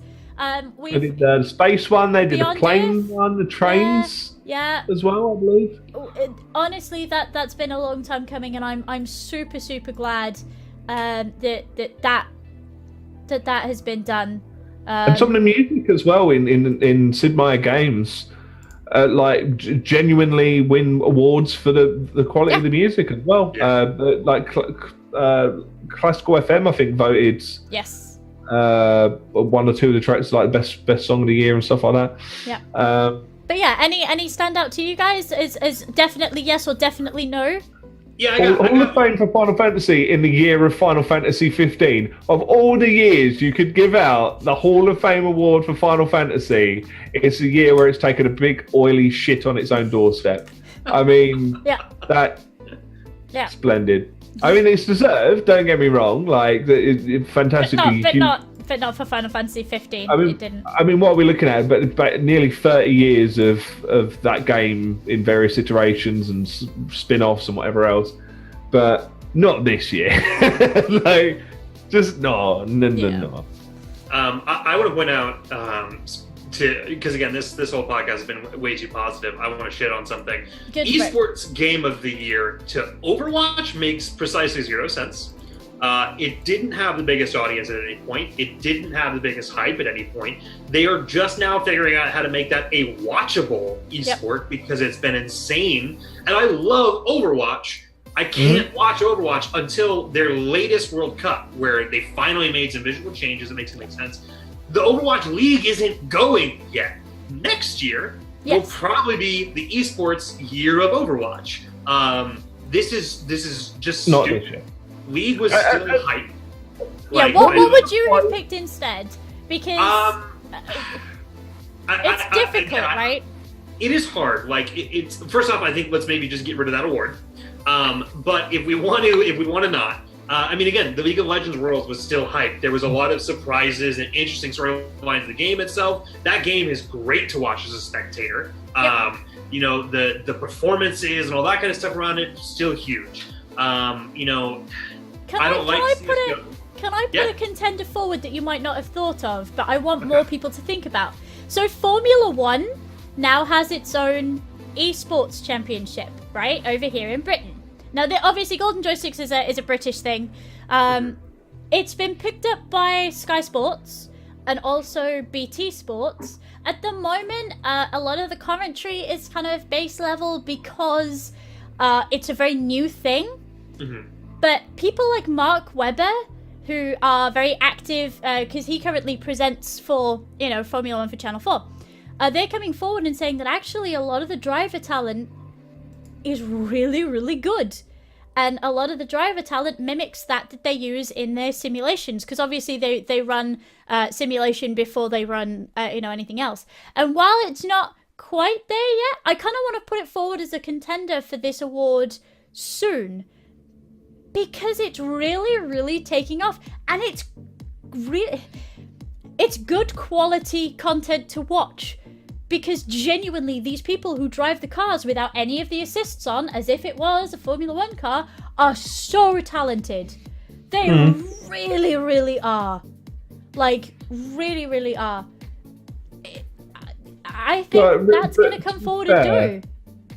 To be fair, this sport as an actual thing in real life is enough to put you in a coma, so why would you e-sport? No, I disagree. I'm a bit of a Formula 1 fan, and I know a lot of people don't like it because it's just driving around fast. Wow. I've never. It's better than NASCAR. So. Right. Yeah. It's not just a circle. We've genuinely, because of the rule shakeups, we've genuinely had a lot of spills recently. Because of the rule changes, we've had cars just sailing over the top of other cars. We had an accident, I think it was 2 years ago now, where one of the cars was literally this far away from somebody's head as it came across the top of his car. There's some real spills in it now, because we've got these rule changes. And so it's becoming this really exciting sport, and it's really cool to see it on an esport level because it's super similar, actually. I'm all for different things, not just MOBAs and shooters being on there. And I think honestly, so I think League is one that I put on there. I'd also say, and it's hard to say that this is one game to give it the game of the year for esports, but I think the fighting game community this year was incredible. Yes. Evo was on ESPN. Yep. And was getting a lot of really positive attention from it. You have really new games coming on, but even older games like Melee has been insane this year. Yep. You always have your top 2 or 3 guys that win everything, and you have your top 10 of the world, and everyone knows them. The guy that's always been barely on there, Hungry Box, if you're not familiar with him, which he's shout out to local Florida, nearby me, has been destroying every tournament this year out of nowhere. That game has remained unchanged. There has been no new techniques about it. He's just taken it to another level out of nowhere, and it's been exciting as fuck to watch. And I think it's also the big benefit that the fighting game community in general, for whatever reason, as a whole, has bigger personalities. Much more like a traditional sport that has those few standout people that are not just great at what they do, but they're entertaining in general outside of their game. And I think that League of Legends, it's really introverted people overall. Yeah. It's interesting because it's almost like boxing and UFC and stuff, isn't it? And you've got the same in fighter games, they tend to bring the bigger personality. After they win, they jump up and down, they shout and scream at each other, and yet there's still that camaraderie as well between those guys in most cases. Just an odd parallel, I find I wonder if there's anything to that. Whereas the League of Legends version of shit talking is, one of the top guys saying, "Oh, that guy's bad." Yeah. The other one that we see that in, and again, this is a UK thing predominantly because FIFA as an esport is taking off here massively. Again, it's been picked up by BT Sport as an actual thing that they want to broadcast on their channel. And a lot of the people who play competitive FIFA are big personalities, and they love their teams, and they love the way that they play. And everybody else is great because they also play FIFA, but they're fucking not great because they're gonna... Do you know what I mean? It's wonderful to watch. And it'd be nice to see that come up and do... Yeah. But Overwatch, it's not its year. Next year or the year after, I think is where we see it. Because I think some of the moves that Overwatch is making to create their own esports thing is so massively different than what the rest of the industry has done. And it is lining it up to be like what we see, in traditional sports, making it based on the cities that these people are in and all that kind of stuff. I think it's really, really cool and interesting. So I'm excited to see where that shakes out, but they're just building it now. It's like saying the building of the year is this fucking foundation with a really cool architectural design they're gonna do with it. Yeah. And it's just really dumb. Yeah. Also, all award shows in general are dumb. Yeah. Just to be that. So let's pull up the one that everyone was moaning about, which is PUBG winning PC Game of the Year. I thought you were going to go for a different one there. I'm sorry. There was a different one there that I fervently disagree with and I want to punch people in the face over. But you guys go ahead. Well, there's a couple that I disagree with, but still. So there's a lot of hoo-ha about PUBG being PC Game of the Year because it's in early access. However, if they put it up for the award next year, everyone would go, "Oh, there's been in early access, built up big player base, not fair." Put it in whenever it's a game to be put in my opinion. Even if it's early access, doesn't fucking matter. If anything, it should give it less chance of winning because it's not because it's not finished. 100%. Yeah. Yep. So if it's good enough to win now, it's good enough to win. Shut the fuck up. Yeah, but it's not good enough to win, really, is it? Like, let's... Well, no. The very separate matter of the fact that PUBG is incredibly popular in the same way as Justin Bieber's music is. There's no real science behind it, but for some reason it happens anyway. It happens, yeah. No, I'm sorry, I thought you were going to shit all over Best Indie Game, Friday 13th the Game. And Oh, I wasn't, but yes, because that game went down like a sack of shit after about a week, and it's full of people shouting the N-word. Like pretty much exclusively. To think how many really captivating indie games we've had this year, and the best that we could come up with for an award was, hey, well you could play as Jason, but our servers are not working. Yeah. Also, you were all really unhappy with the game, so we're gonna push it back for a little bit to try and work out why you were all unhappy with it. Why is nobody streaming our game? Hello? Did you get our emails? Why is nobody streaming our... Come on now. Like... Yeah. And there was a lot of games that came out over the past year that Emily is away to. That deserved it more. Because you know what, that game's brilliant. It's Side Fringe Simulator and it made me incredibly happy. Say so. There's Passepartout, the one where you're a French bloke painting to... Yes! Spaghetti. Passepartout is a wonderful game where you are a painter who needs to, you need to be able to afford your baguettes and wine at the end of the month. And so you have to sell your own paintings that you have to physically draw in order like to... MS Paint style. Yeah. You have to sell those to unsuspecting hipsters in order to be able to afford your baguettes and wine at the end of the month. Fucking wonderful game. 10 out of 10. Brilliant. Deserves it more on Friday the 13th. Yeah. Right, fair enough. And then I suppose my other small gripe is Ultimate Game of the Year, Legend of Zelda Breath of the Wild. No, Persona 5. Persona 5 should have got subjects. So like, Breath of the Wild was very good, I'm sure. It wasn't a 10 out of 10, as many people marked it, because there is very barely possibly even a chance of a 10 out of 10 game even existing, because that means absolutely perfect, not very, very good. Perfect. It's probably like 8.59 out of 10, around that kind of mark, realistically speaking. Persona 5 wasn't a perfect game either. It had a few gripes and niggles and awkward bits and pieces going on with it, but I'd say it was a much more compelling experience than Breath of the Wild, but it's a less popular experience because of the very nature of Legend of Zelda being this enormous franchise has been around for ages. So, yeah, it is what it is. It's good to see Debbie Bestwick getting recognised for contribution to the UK game industry. She's the founder of Team 17, who have been around for a million years. I remember having Worms on an ancient PC, like the original Worms game. Yeah. And it came with like a little code book. There was like glossy black print on black pages, so you couldn't photocopy it. And you had to input one of them from a certain page at the start of the game to be able to get it to work, because it was like super early, like dodgy DRM, and you couldn't even read it properly on the papers. You had to like shine a torch. It was great. But like, Team 17, especially recently as well, Team 17 have been doing really good stuff with supporting indies and becoming more of an indie publisher than like a creator of their own games as much. And that's really, really cool to see. And they're supporting a lot of really cool projects. So I feel they really deserved it. Yeah. Oh, well, Debbie really deserved it as much as Team 17 as well. I would definitely say on the Nintendo side, I think I haven't beaten Breath of the Wild all the way through yet. I'm just now kind of getting to it. But I think Mario Odyssey is a better game. and I think it should have gotten the Switch game, and I would actually be okay with Mario Odyssey having the Ultimate game, because you throw your hat at the frog and you're the frog. I genuinely squeed. The entire argument for the game. The second Like, what more argument do you need? You become the... How about you throw your hat at the T-Rex, do you become the T-Rex? You do, Yeah, yes. but, like, also, that's pretty cool. the fucking chain chomp. You're a chain chomp, and you Like, can launch everything. yourself. Like, oh, Even no. even being a Goomba, Goombas are And you like can they're the stack. dumbest things. They're amazing. You stack them, but like I have not had a gaming experience that has brought me really back to my childhood. And the joy that I felt the first time I played through Mario 64, which is my favorite game of all time, I think.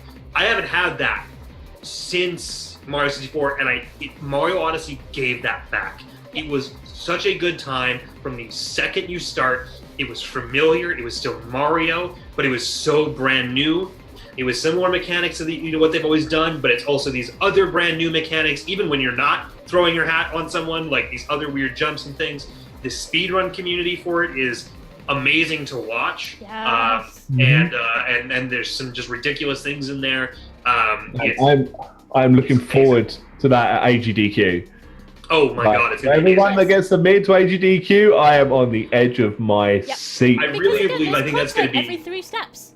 Yeah, and I think that's going to be another one of those games that I think that will be like Mario 64 is one of the biggest speedrun games of all time. I think this is really going to be the next one. Yeah. The other Mario games just haven't. Mario Sunshine was a really cool, fun, interesting speedrun, but nobody really cared enough about it. The Galaxy games were really fun, but like really hard to watch at times because of the weirdness and gravity. I think this game, again, it's like here's a bunch of weird mechanic stuff that you can do all kinds of crazy shit with and break the game. But it's just so fun to witness and to experience. That's definitely, I think Mario Odyssey might be one of my favorite games of all time now, and I'm nowhere even near done with it. Yeah. Because there's 800 moons. I think that's easy. 2 minutes, 3 minutes speed run. What do you reckon? Like, Well, so right now the minimum you need, I think, is 120. Is like it's like an hour 13, and this is without any major game-breaking glitches yet. Yeah. To flip side of that, the 100% speed runs is 15 hours. Oh, we're back Yeah. to the Isaac 100,001% speedruns. Please never ever let me help with one of those ever Yeah. again. Because, oh my god, I was so tired. Please, no. It's not as bad as the what was it? I'm trying to remember what the game is. It's like a PlayStation game, a PlayStation 2 game, I think. Batten Kaitos is the longest, and it's 14 days. Yeah. There's food and sleep splits, which is just immensely entertaining to me. Oh my god. So that's a real grueling test as well. Like by about day 8 or 9, when you've allocated yourself like 2.5 hours to sleep or something like that, and you're just like, it's just like, I'm do I have battening down the Kaitos. Like, Yeah. Quality. Oh god. Should we talk about other stuff that we really liked? Because I feel like we have had quite a positive podcast this time round, and we are talking about. Well, yeah, we lots of stuff that started. we We started definitely. We've picked it up. We've picked it up. Sam, do you want to talk to us about what your game recommendation for this week is? Because I loved the first one of these after I went away and played it. So is this still good? Yeah. So Cook Serve Delicious 2. I've never gained so much joy out of slapping the shit out of my keyboard in my life. So you run. Well, you've got a few choices in this one. So originally you ran your own restaurant, like in the first game. You ran your own restaurant, and you added and adjusted your menu as much as you cared to, and you upgraded bits and pieces within your restaurant and all that sort of jazz, and gradually upgraded your restaurant throughout the course of time. Until you become a 5-star restaurant. This one, you can do that. You can also go and day job in a number of different restaurants that all have their own set menus of different types of foods and whatever else. And it's really good for pushing you out of your comfort zone, because you kind of get, if you can make your own menu, you kind of just get used to putting the easy stuff that's high profit on the menu. For the keyboard inputs that you need to do to make the food. If I wanted to make lasagna, for example, that's for a meat lasagna, it's PSMCR, PSCR, PSC. but you kind of like smacking away as fast as you possibly can to get through. Like once you get into the habit of doing it, it's nice and easy. But then if you start doing stuff like sushi, it's basically typing out War and Peace for each individual piece of sushi that you need to put on the plate. And there's just a lot more upgrades and weird and wonderful bits and hidden secrets and stuff like that in the game now. It's just so satisfying abusing your keyboard and beating the shit out of your keyboard, to be perfectly honest. It's just stress relief. And trying to make it so you get perfect days. And you've got to keep track of like anything up to 14 different orders at the same time, whilst keeping, I think it's 8 or 10 things prepped at the same time, and trying to keep all of that balanced whilst there's like 1,000,001 customers coming through. And yeah, it is just madly fun, and it's not that expensive either. No, like it's a nice little indie.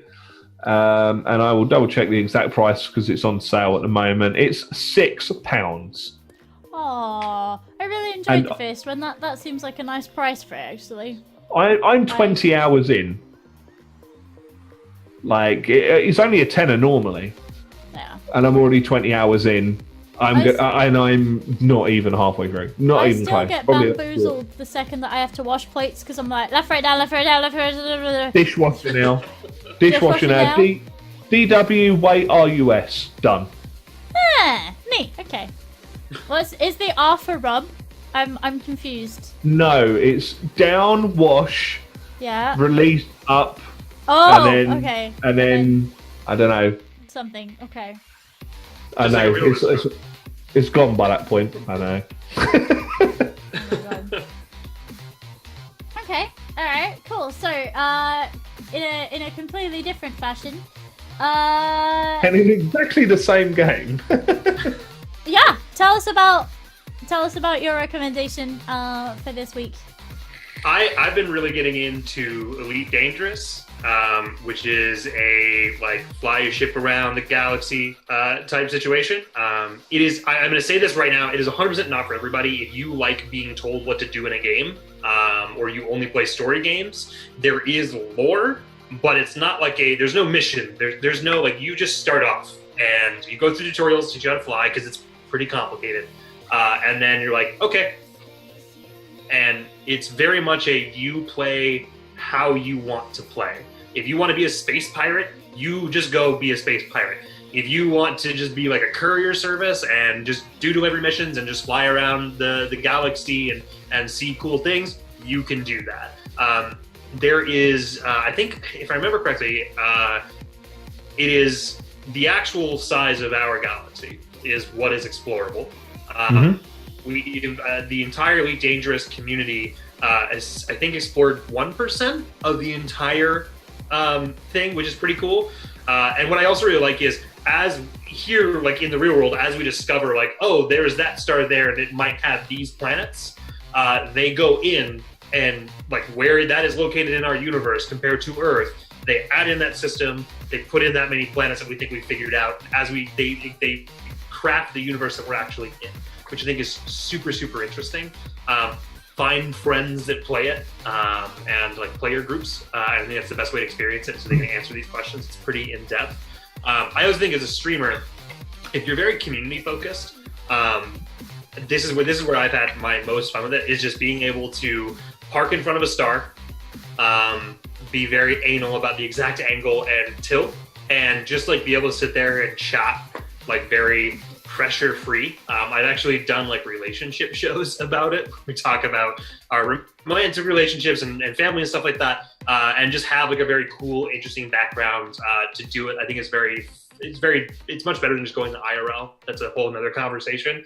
But yeah, it's very much, you know, if you want to be heavily involved in fight, you can do that. If you want a kind of a game to play while you're watching something on Netflix at the same time, which I do all the time, it's perfect for that. I think just pretty much any scenario.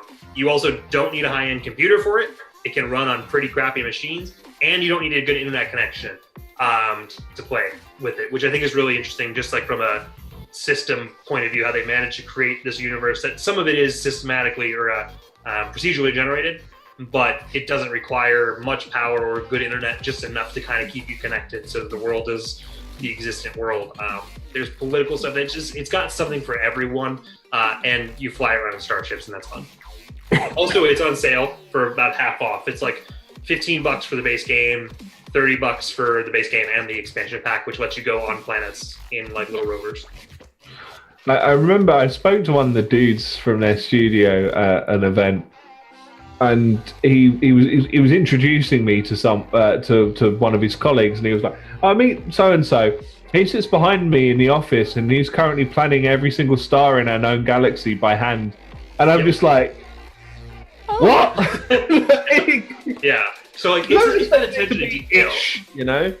They also there is like an alien race that's starting to invade the player bubble, which is pretty cool, and it's happening very slowly, much like you'd expect it. It's not this huge. They're sending out their scouts first. Now some military things, so they're getting harder to blow up these guys. We have no idea what these aliens actually look like. We've only seen their ships. We don't know what they're doing. There are some really interesting lore things that are happening with it, and you have like some of the player groups that are like grouping up together to go and attack these guys. So yeah, it's definitely a game to play with friends if you can, like on TeamSpeak, which is weirdly what the community, I don't really get it, Discord for life, but Discord, TeamSpeak, whatever it is, getting together and chatting and working together, I think it's a lot of fun. Cool. Yeah. Cool. I also got a hot ass today. Yes. Or yesterday. So you can do that. And I refuse to pronounce it the correct way. It's a hot ass, and no one will tell me otherwise. I can only imagine what that claw grip is precisely for. I was going to say, the joystick, I'm certain. But like... if we have pip subs in chat, you guys know what to spam. Alrighty, okay. I'm on it. You on it? Yeah. There you go. I agree. I very much like Elliot Dangerous. I need to go back to it for Chillcast, as you say, because it is nice to just kind of sit back and just talk. Enjoy pretty space things. Yeah, for sure. So what game has you been plays? So I don't own this game. I've been playing. Oh, that's not the right one. Good job, Pip. I have been playing a friend's copy of Ultra Moon because I can't afford it. I'm still on Moon. Now, normally, I don't agree with buying the same game twice because I'm really tight on funds. But I really want Ultra Moon. We were talking earlier about that fuzzy moment where you discover something. And playing Ultra Moon is literally like playing a familiar game, because I've played Moon to death. I know Moon. This is playing a familiar game, but discovering all these secret things that my brain is convinced I missed the first time around, but actually they've just put into Ultra Moon. Ultra Moon is different enough that I desperately wish I had enough money to be able to afford it. It's wonderful. It brings back all the old villains. So Team Aqua, Mob Babes, they back, which is great. Rainbow Rocket is a great thing. They've put tributes to Iwata in here in various different places, which is nice. At one point early on in the game, you can catch 5 Ditto because they're masquerading as other things, which is mental for a Pokemon game to give you Ditto that early. But it's a really nice little side quest where you can kind of go off and do other stuff, and it makes the Pokemon world feel alive. I really enjoyed Moon, and it's the first Pokemon game that I've enjoyed for a little while. And as I say, I've been sneaking gameplay hours onto a friend's copy, and that's not normally something I do. But I've been enjoying this. As somebody who did zoology at university, watching some of the ecological balances that they've put into Alola is really interesting. They're taking inspiration from some of the islands, places like Hawaii. They're taking inspiration from with various invasive species.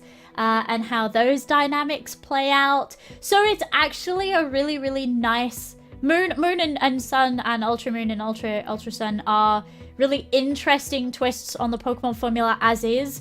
But Ultra Moon has added something extra in that is just, it's a little bit special.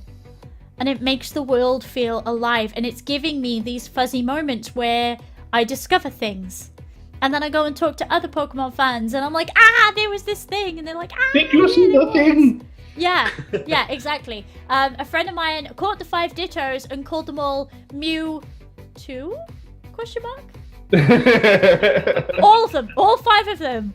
And just these little interactions that I'm now having with various Pokemon fans about this little world that was already pretty alive, but now is definitely that little bit more alive is really nice. And while I quite like the Eldritchy vibe that the Alolan games have, I don't really care about the Z moves, and I don't really care about some of the new shitty Pokemon, and I certainly don't fucking like Mega Evolutions. They're still fucking shit. But I can deal with it because the story is interesting, and the ecological balances and the Alolan forms that they've put in from a zoological point of view are interesting, and all these little tiny touches, all these little references to real world things that make the world feel alive. Yeah, I can get behind that in a Pokemon game, and I can only hope that whatever Switch game we end up getting that's going to be a Pokemon tie-in title, a main title even, is going to have those little touches to make whichever world it is, whichever continent it is, feel more alive. Ultra Moon is a great step in the right direction for a really, really impactful Switch title. Funnily enough, my choice was almost New Leaf, because again, that was a really impactful game in the Animal Crossing series that I hope makes it over to the Switch. Fuck Pocket Camp. There's nothing to do, and I'm really upset that there's not more to do in it, and I haven't discovered more to do in it. I want a proper Animal Crossing game, please. Yeah, it's just the same repetitive content over and over in that one. It was just... Yeah. I tapped out a couple of days after I started playing it. Just...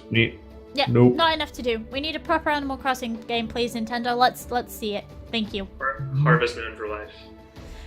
Harvest Moon is a completely different beast. Here's what's great is dude, Animal Crossing people are so easy to piss off, and all I have to do is say that, and I get so much hate thrown my way, and it makes me laugh because I didn't play. I played both. They're okay. I don't really love either. It's just not my genre. Same with Stardew. I think that was really interesting. Yeah. There's cool. They use some cool things in there.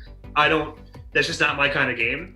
But goddamn, if I mention Harvest Moon when anyone's talking about Animal Crossing people lose it, and I love it. Well, it's one of those things where I pretended to, because I know exactly that's the reaction that you were hoping for. Because they're completely different beasts, and I really don't understand being like, oh well, Animal Crossing is they're just completely different games. Piss off, mate. Plus, Harvest Moon isn't even Harvest Moon anymore. No. I will definitely say, I agree. I love what Nintendo's been doing with Pokemon lately. I think even since X and Y, where they made it all French and you could customize your character for the first time and like little things like that. I agree. The Mega Evolutions and Z moves, who cares? They're finally making they built this amazing Pokemon world when they first built it. And that's why we all loved it. And then it was just like, okay, this is the same thing, but a more different thing. Mm-hmm. And now they're like, nope, this is massively different. We're going to keep the battle kind of the same, but the actual experience that you have.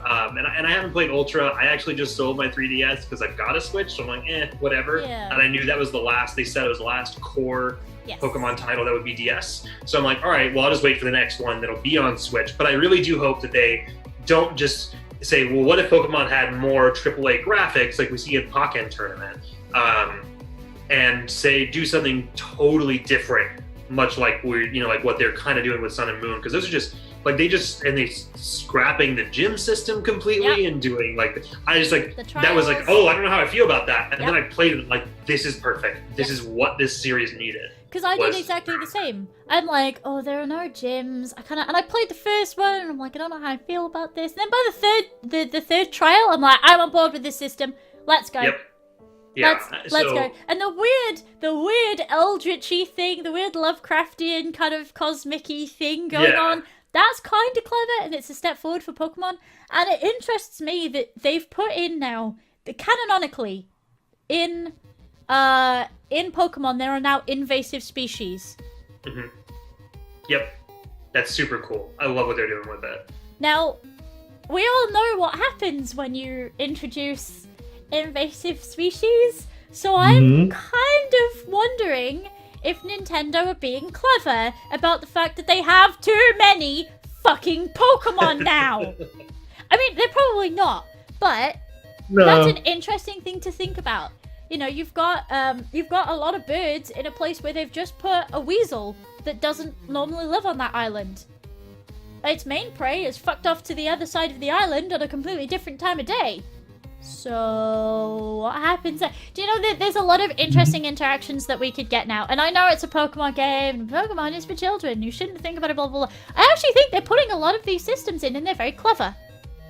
Real world parallels are always cool, right? I think what Nintendo's doing, and I think the reason that I think, so many people were saying this is the year of Nintendo's back.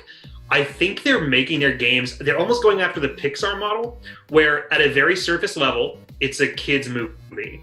Mm-hmm. But there's so many little things, these little hints, these nods that the kids don't get, but they're there for the adults. And I think Pixar mastered it because instead of having one or two jokes that are for dad and mom that took the kid to the theater, there's entire story arcs that aren't about the bright, colorful characters. I think Pokemon's doing that again. Yes, it's still about catching these cool little weird monsters and they're bright color and they do weird things. But then they have storylines about having messed up moms.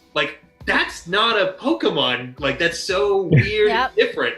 I think very much they could do something that has this really deep story, this really deep character arcs and interesting, complex, messed up characters, but package it in a way that still pleases a 6 to 8 year old that just wants shiny monsters. We had that with X and Y. We're getting that now with because Sun and Moon in a lot of cases is very dark. Yeah. Some of that is particularly dark. And Ultra is the same. But you look back to things like, is it Pokemon? Oh, my brain's gonna die on me. So, I'm sure it's one of the Pokemon Coliseum games for the GameCube, where a lot of the Pokemon are infected with this darkness. Yeah. And you have to... Gale of Darkness, I think it was. Pokemon, yeah. So there's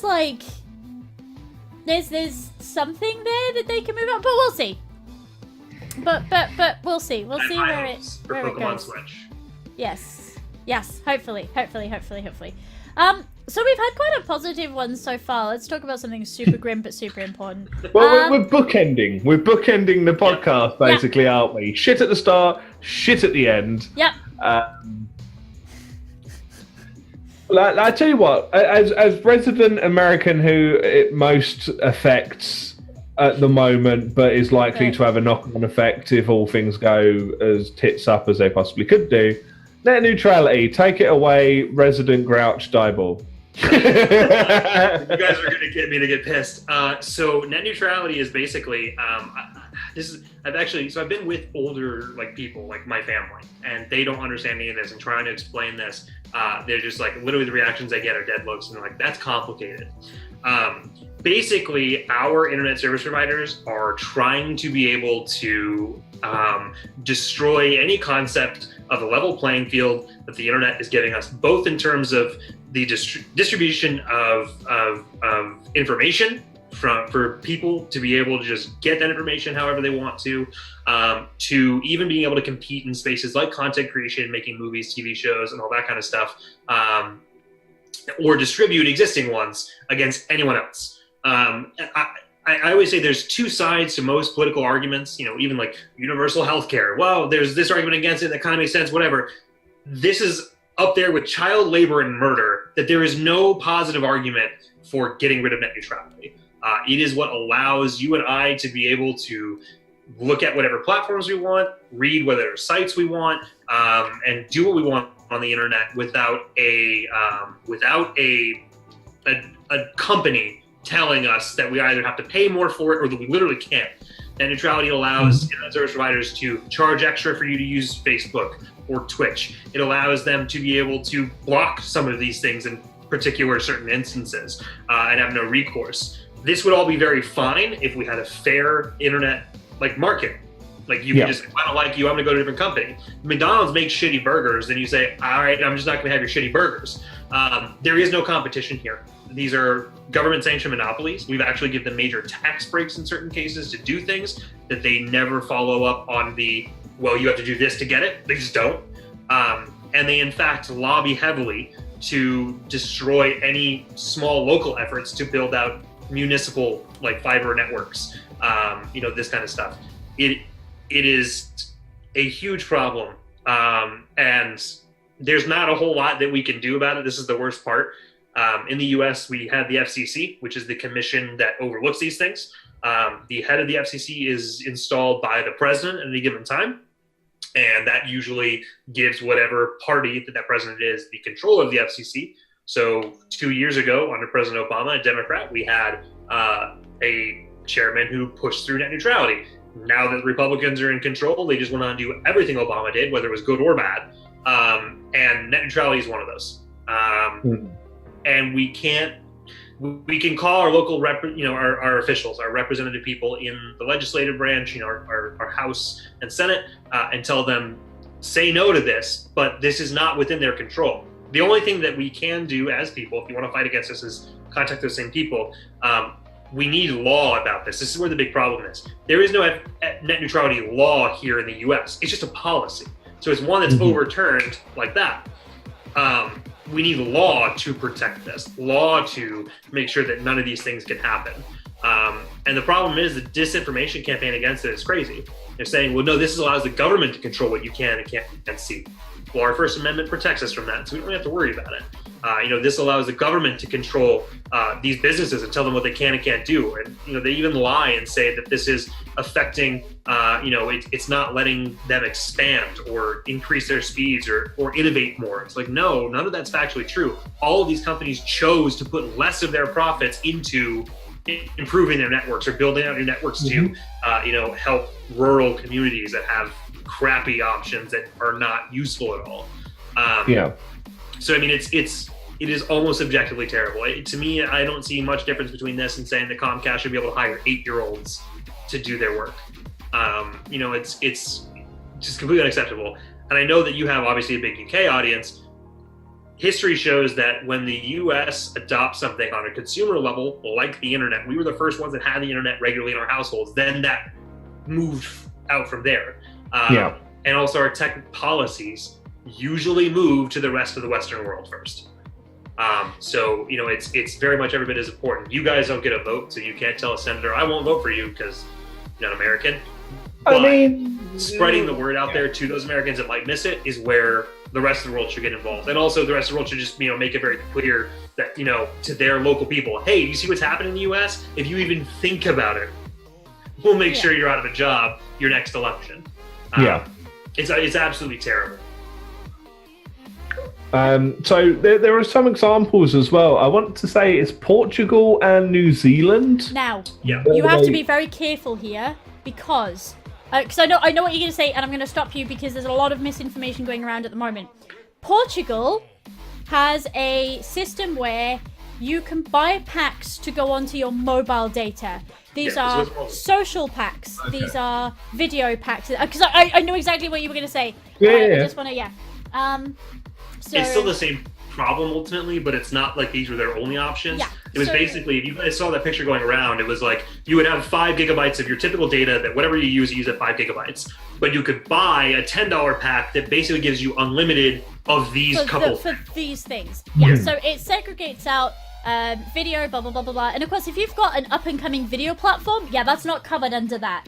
So that's kind of where we're seeing it come through. But they have other choices, and it's not like they're stopping them or restricting them or whatever if they don't pay that $10. It's just that for those $10, it doesn't count towards their data count for that month.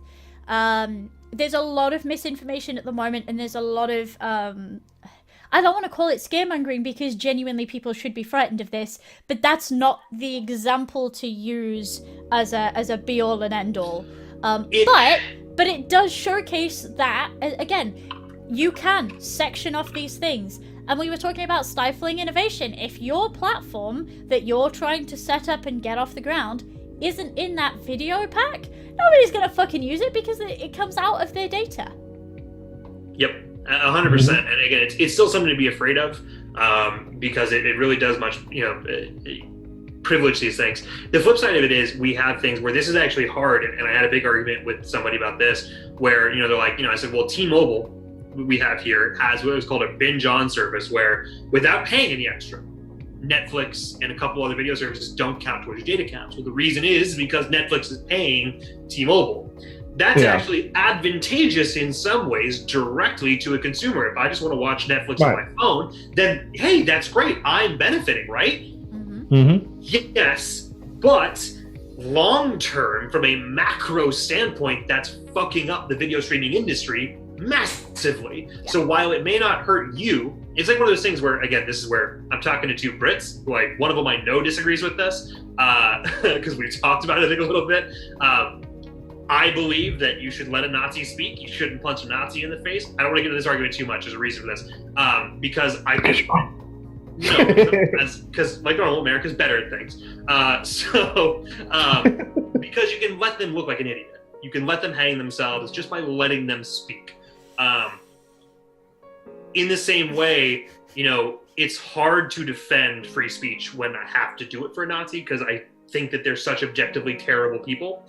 And I would love to just punch them in the face, but I believe in free speech being important. So I believe in net neutrality being important, that it should be truly neutral when it benefits me, that I shouldn't let an ISP control what I do on the internet. But in this way, it actually kind of hurts me. I wish I could watch Twitch Unlimited on my phone. That would be amazing. But I also don't want AT&T to favor Twitch because Amazon's paying AT&T a bunch of money. So that hurts me right now, and I can't watch Twitch Unlimited on my mobile because of that. But it's standing up for what I believe in, even when it's hard to do that. And that's where a lot of these networks are like, well, no, we're not going to hurt you. We're not going to throttle you. We're not going to throttle these companies. We're just going to give fast lanes. The whole fast lanes concept, I will not talk to anybody that tries to use as a serious thing. It's not creating a fast lane. It's having your normal lane and making a slow lane. You have Comcast putting out like these promoted tweets. They're like, we'll never block you. That's horrendous. Well, first off, if that's true, if you would never do that, why do you need the ability to? Secondly, we have 6 or 7 different proofs of examples before net neutrality came out where you did that. You've already done it. So we don't have any trust or faith in you. And more importantly, that's like saying, well, we'll never buy a bazooka. Okay, well then why should it be legal for you to buy a bazooka? You don't need one. So why would it be a big deal if you have the ability to do that? Yes, I hit my own. Give me something. I hit my laptop. Yeah, no. You can. But yeah, it's dude, it pisses me off so much, and it's one of those things where it's like, okay, well, great, if this goes through, which likely it's going to. Again, the ramifications broadly are a problem, even outside of the U.S.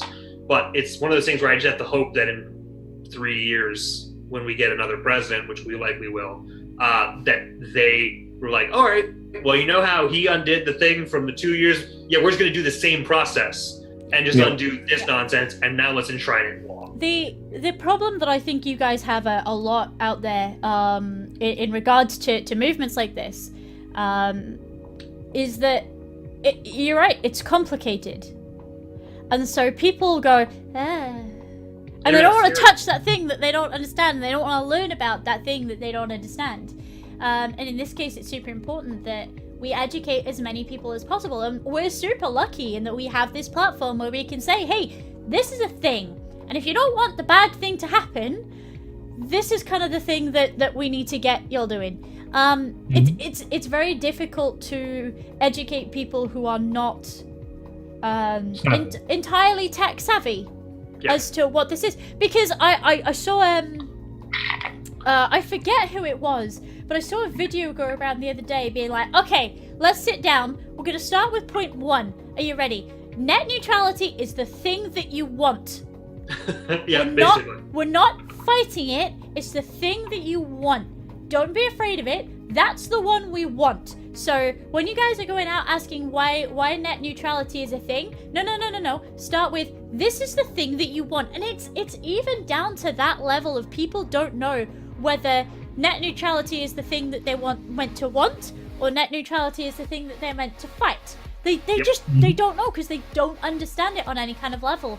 And educating people that actually net neutrality is the thing that allows them to browse all these websites equally is a thing. And again, people don't understand that, they're just creating a fast lane. And it's like, well, no, because your internet is as fast as it's going to get. So how do you make fast lane is a nonsense phrase. How do you make a fast lane out of the same speed? Yeah.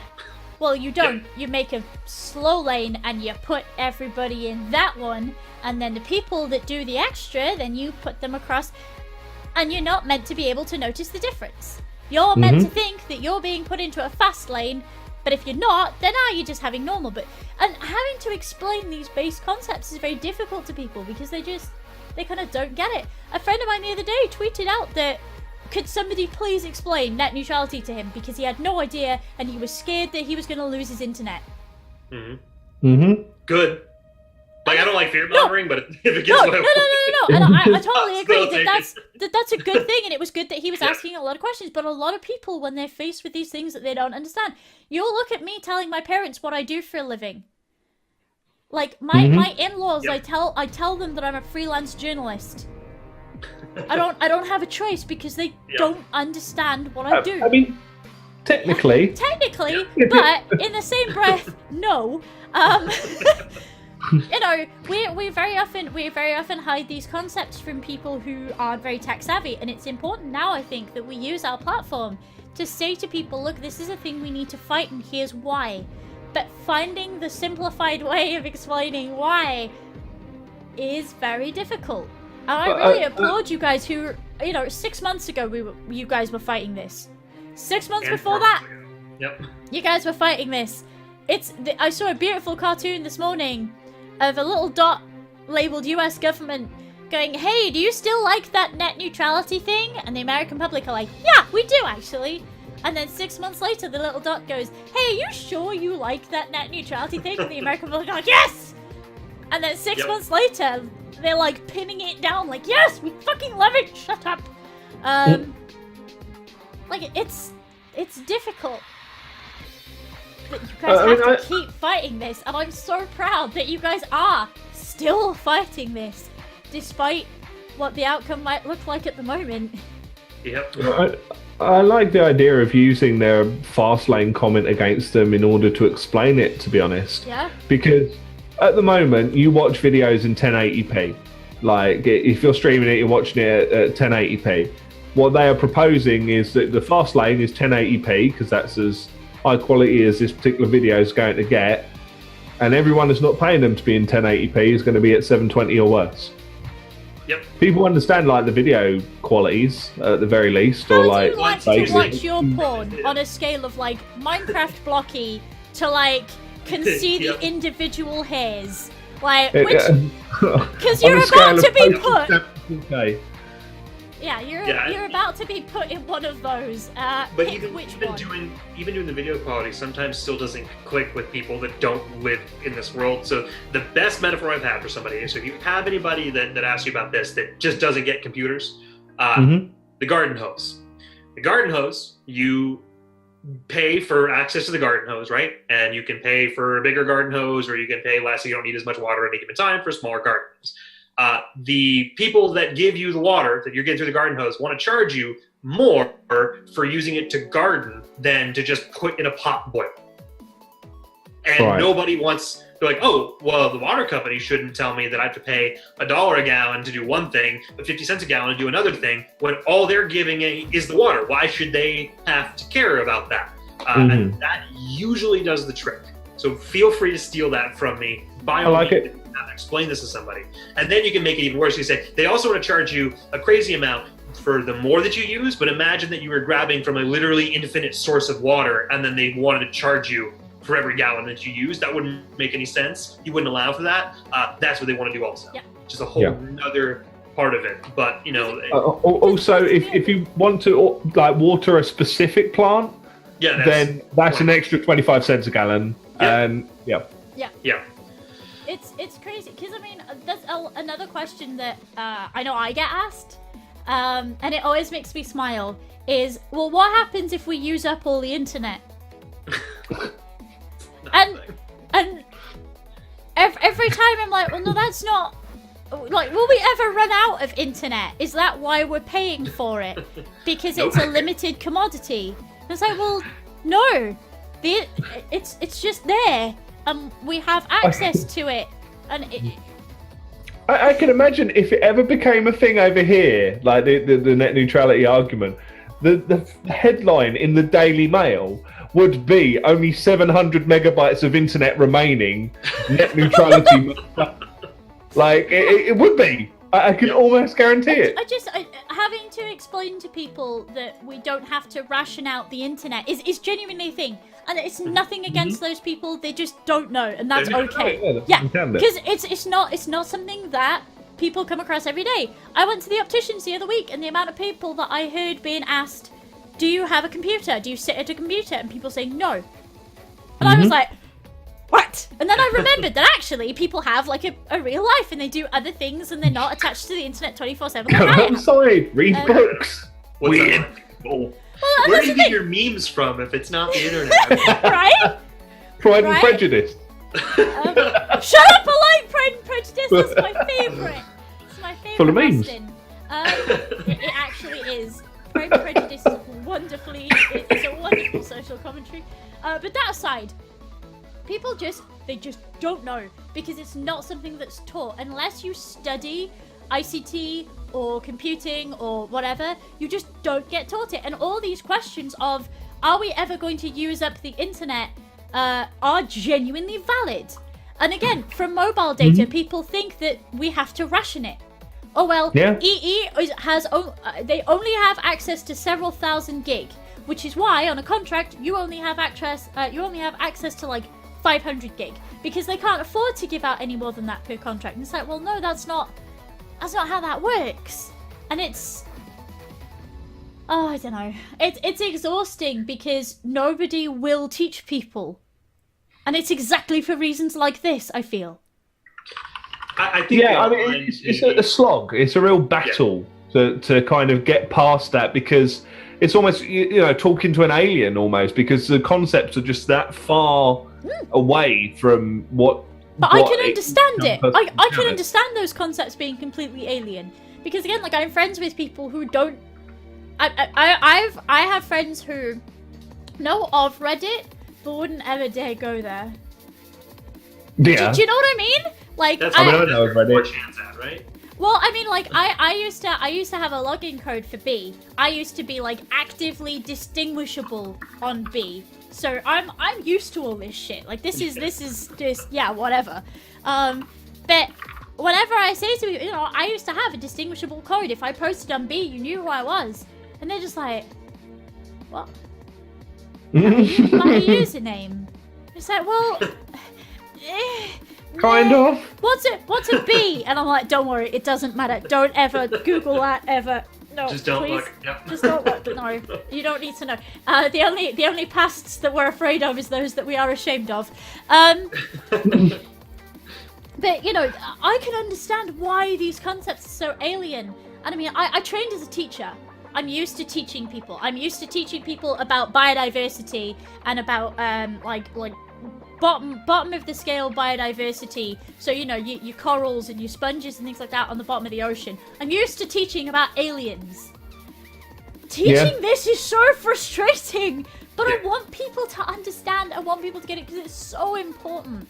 Like it really, really is so important.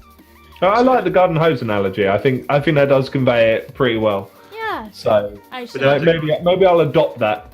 Take it. The other thing I will say, I mean, in many cases, so it is people like you guys and other YouTubers and podcasters that are making resources, especially to explain this in super simple ways. John Oliver did an amazing explanation of it 6 months ago when this was a problem again. There's a great one from Total Biscuit that is not his normal, very niche. It's very broad explanation of it. I do have to give credit to those creators that will go out and talk about this and talk about why it's important, especially when they're typically not people that get into politics. That said, catch hell, why not? For shame on literally any content creator on the internet that doesn't, because it's literally your livelihood is being attacked and you're too much of a pussy to do anything about it. Like, absolutely for shame on anybody that won't, because to me this is not a political issue. That's the other thing I say is like, look, you are being led to believe this is a partisan problem. It's not. Republicans and Democrats, left and right, everyday average people that don't own billion-dollar companies agree with this. This is not a political issue. this is a human rights issue almost. Like, this is just a freedom issue. This is a capitalism issue. You said the magic word. You said the magical F word. I know. And everybody over there loves the magical F word. Do. But you know why? Because we love our freedom. And we don't want to hear an evil. I wish I would salute it right now. It all got a bit Assassin's Creed in here for a second. I heard it. But that again, and that's what I literally had to explain to some very conservative people. It's like, look, this is a fundamentally American idea beyond anything else, and that starts to make things click. Yeah. Mm-hmm. Did something happen? Did I disappear? No. Okay, sorry, my computer's acting up. Yeah, I mean, you kind of look like some kind of phase beast for a second. But I'm probably being throttled. We can still hear you. Yeah. You've done too much internet for today. Apparently. Go fuck yourself. But Zoom didn't pay their rates, I'm afraid, Yeah, so it's terrible. It is undeniably awful, and I mean, it's one of those things that, I'll just say, slide into my DMs if you have questions about it, because I will happily take any time out of my day to explain it. I find it to be that important. I tell you what, I'm actually going to take you up on that. Maybe tomorrow I might send you a message, because I've just had a thought of a way to be able to do a thing. So anything. Yes, let's make sure that we chat tomorrow. Yep. But yeah, no, I this is a super important issue. If you guys, if you guys are from the US, if you guys have friends who are out there, please speak to them about this.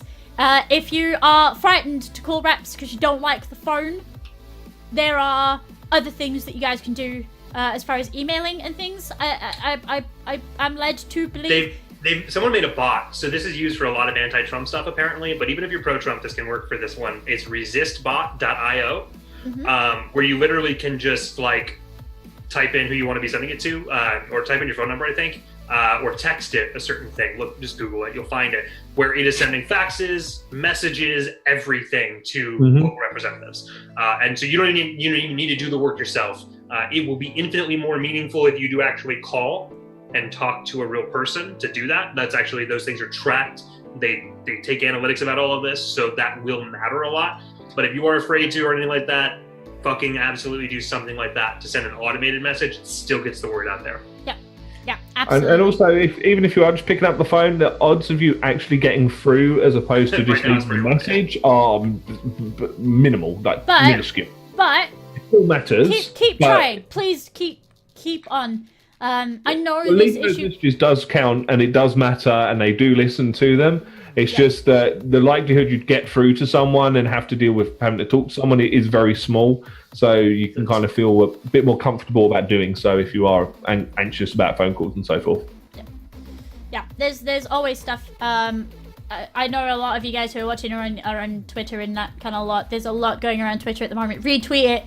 Keep on, especially us in the UK, because we can't fucking phone and be like, yo, we won't vote for you if you we can't do that. So let's get the word out there as best we can. That'd be great. Well, things like these. Yes, for definite. Super important. Don't know what I dance all about.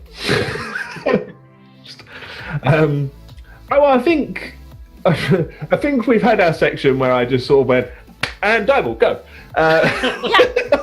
I think every show should have that, if I'm being completely honest. I think next week, Dibble will be complaining about something else. Yep.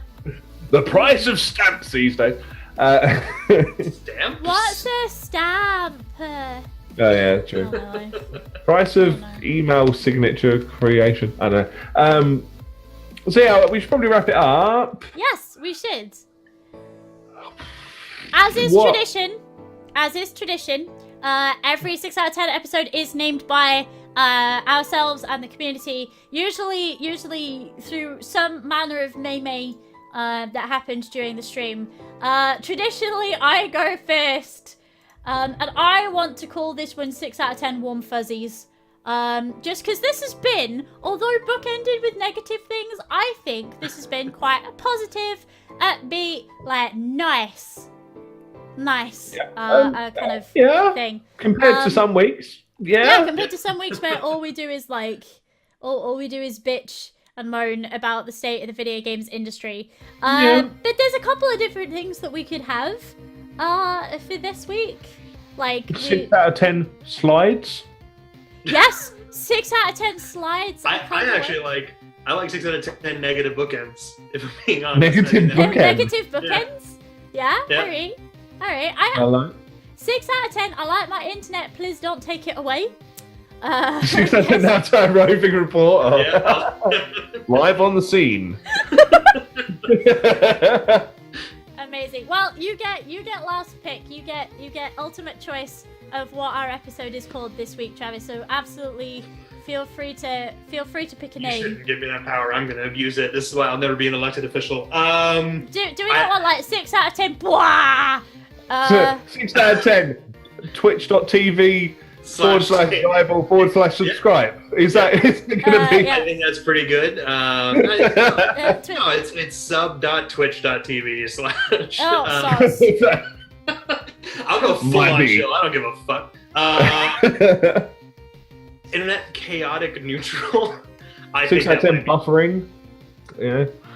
The game, we don't like it. The game's very hard. Oh dear. So let me weave you a short tale of the video that you see before you at the moment. Pip spent some time at the start of the stream before we went live going, hello? It's not work! Hello? To this video because she thought it wasn't working. For at least a solid minute, I think.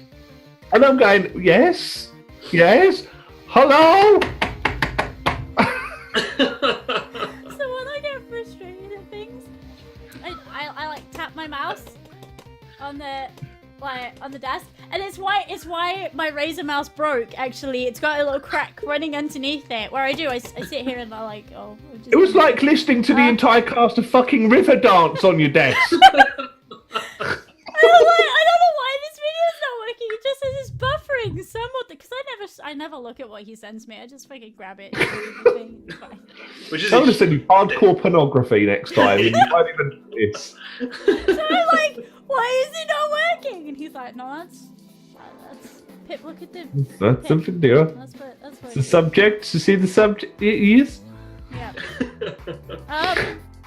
Anyway, back to choosing what you would like to name the episode. I am gonna go ahead and make it something net neutral. I think buffering works. Yeah. Buffering? 6 out of 10 buffering. Yeah. To buffer. Te buffer. Aww. Yeah, no, that sounds great to me. So, thank you so much for coming on. Thanks so much for speaking having to me. us. This was a Many blast. think.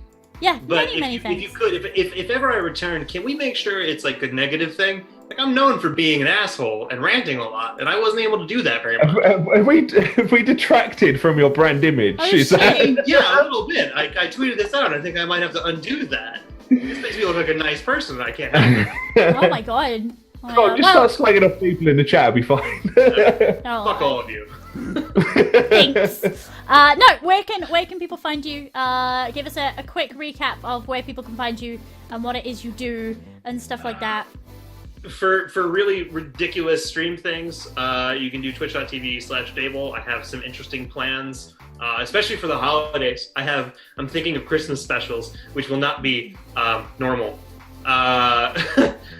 For any various rants and everything, Twitter, I'm at Dable. And if you're a streamer person or an Instagram or whatever it is that wants to actually make money, bottlespark.com. Cool. Excellent news. And Excellent news. what about, have you got any schedule for the upcoming week? Are you going to be doing any stream strands and bits and pieces that you've got set aside? Or are you still going to be away for now? No, I'm going to be back home, fortunately, next week. So I'll be I my normal streaming schedule, which is typically all over the place. Almost every day except for Tuesdays. I'm usually alive if I'm not, too tired to exist. I know there will be a Dark Souls stream. I have to do it with mouse and keyboard as somebody did a charity thing, and that's what my contribution was going to be. That I will be heavily drinking. Good. Yeah, you will need it. Yeah, and also there will be a way for the chat to be able to change my key bindings periodically in the middle of working on it to make it even worse for me. There will be probably, I think Fridays we've been doing, like you grab your PJs, grab a bottle of wine, we sit in front of a Star Elite Dangerous and chat about relationships and stuff. And that's been a lot of fun. So that'll probably happen Friday. I don't know. It's probably best if you don't. If you don't like really weird shit and never knowing what's going to happen, then my channel's not for you. If you want to follow this channel. Yeah. If you want to just like somebody that's just sitting in front of a video game, I'm not your guy. I've actually been obsessed with like breaking the format. That's a whole other story. Good times. Yes. Cool. Don't ask me what I'm doing. I don't fucking know. I never know what I'm doing. Never know. We do this every week, and I'm like, oh, fucking hell. I'll just stream at some point and shout at people. Obviously, we won't be here podcasting next Saturday. Because next Saturday is Twitch London. It is. And we'll be to drink with streaming peoples. But Peep, what is your plan for the week? Okay, so we are going to be doing oh boy, so we're still very much Blizzard themed because we're coming into the winter. Not just because we want to play WoW. Yeah. No. We're going to be playing more WoW. We're going to be playing more Warcraft 3 because I'm actually really enjoying both of them. I'm actually really enjoying leveling a goblin character, just kind of like doing dungeons and chatting shit, not worrying too much about it. And then playing Warcraft 3 when I'm far, far too tired to think about Warcraft 3 strategies. So yeah, my week's going to be very much the same. If you go over to my channel at the moment, you will notice underneath there is a countdown to the next stream. That's because we're finally fucking doing a schedule. After however long it's been since I last did one because I'm a shit. We're actually pushing forward with hours now. I'm actually trying really hard. Please be patient with me. Please forgive me if I'm a little bit late or I'm a little bit tired or I fall asleep on the desk and only turn up like as we're meant to be going live. I super apologize. Please stay with me, but I'm getting much better at it. We are building the schedule. We're going to be doing a little bit of Goblino leveling, a little bit of raiding, a little bit of annoying the shit out of Matt Sparks, and a little bit of in my life. That's the one. Yep. And a little bit of Warcraft 3 because Arthas is now Bad Bab, and so we're playing as Bad Bab, and that's wonderful. So yeah, good times all around. Lots of swears, lots of me being expressive, more makeup than this. Ta-da! That needed the sort of gymnastics. I'm still in my pajamas. I didn't get dressed today. She fucking landed it. She did. I did get. No, I'm really proud of the stream's progress over the last week. So we're gonna push on with that for sure. Yeah. Cool. Neat. In that case, I think we're done. I think we are. I'm not quite sure. Yeah, keep nodding. I'm gonna put myself to bed so that I actually get up and do stream prep tomorrow because holy shit, I have a schedule now and that's not terrifying at all. No, thank you so much for joining us, Sweet Pea. I really appreciate you coming on to talk. Guys, we will be back not next week, but the week after. Hopefully with some good Twitch London news and some nice warm fuzzies again, and totally not more shit about loot boxes or PUBG or EA or any of that shit. Fingers crossed, guys. I'm not optimistic. Probably. I imagine microtransactions will be back in Battlefront 2 by that point. 50 quid for a fucking hat. No. But you know. But yeah, no, thank you so much for joining us, guys. As always, I super appreciate it. We will see you in a fortnight. Dable, I hope we see you again soon, sweet, because you've been absolutely wonderful. Guys, have a really great week without us, and we'll see you again soon. Bye. Many loves, bye.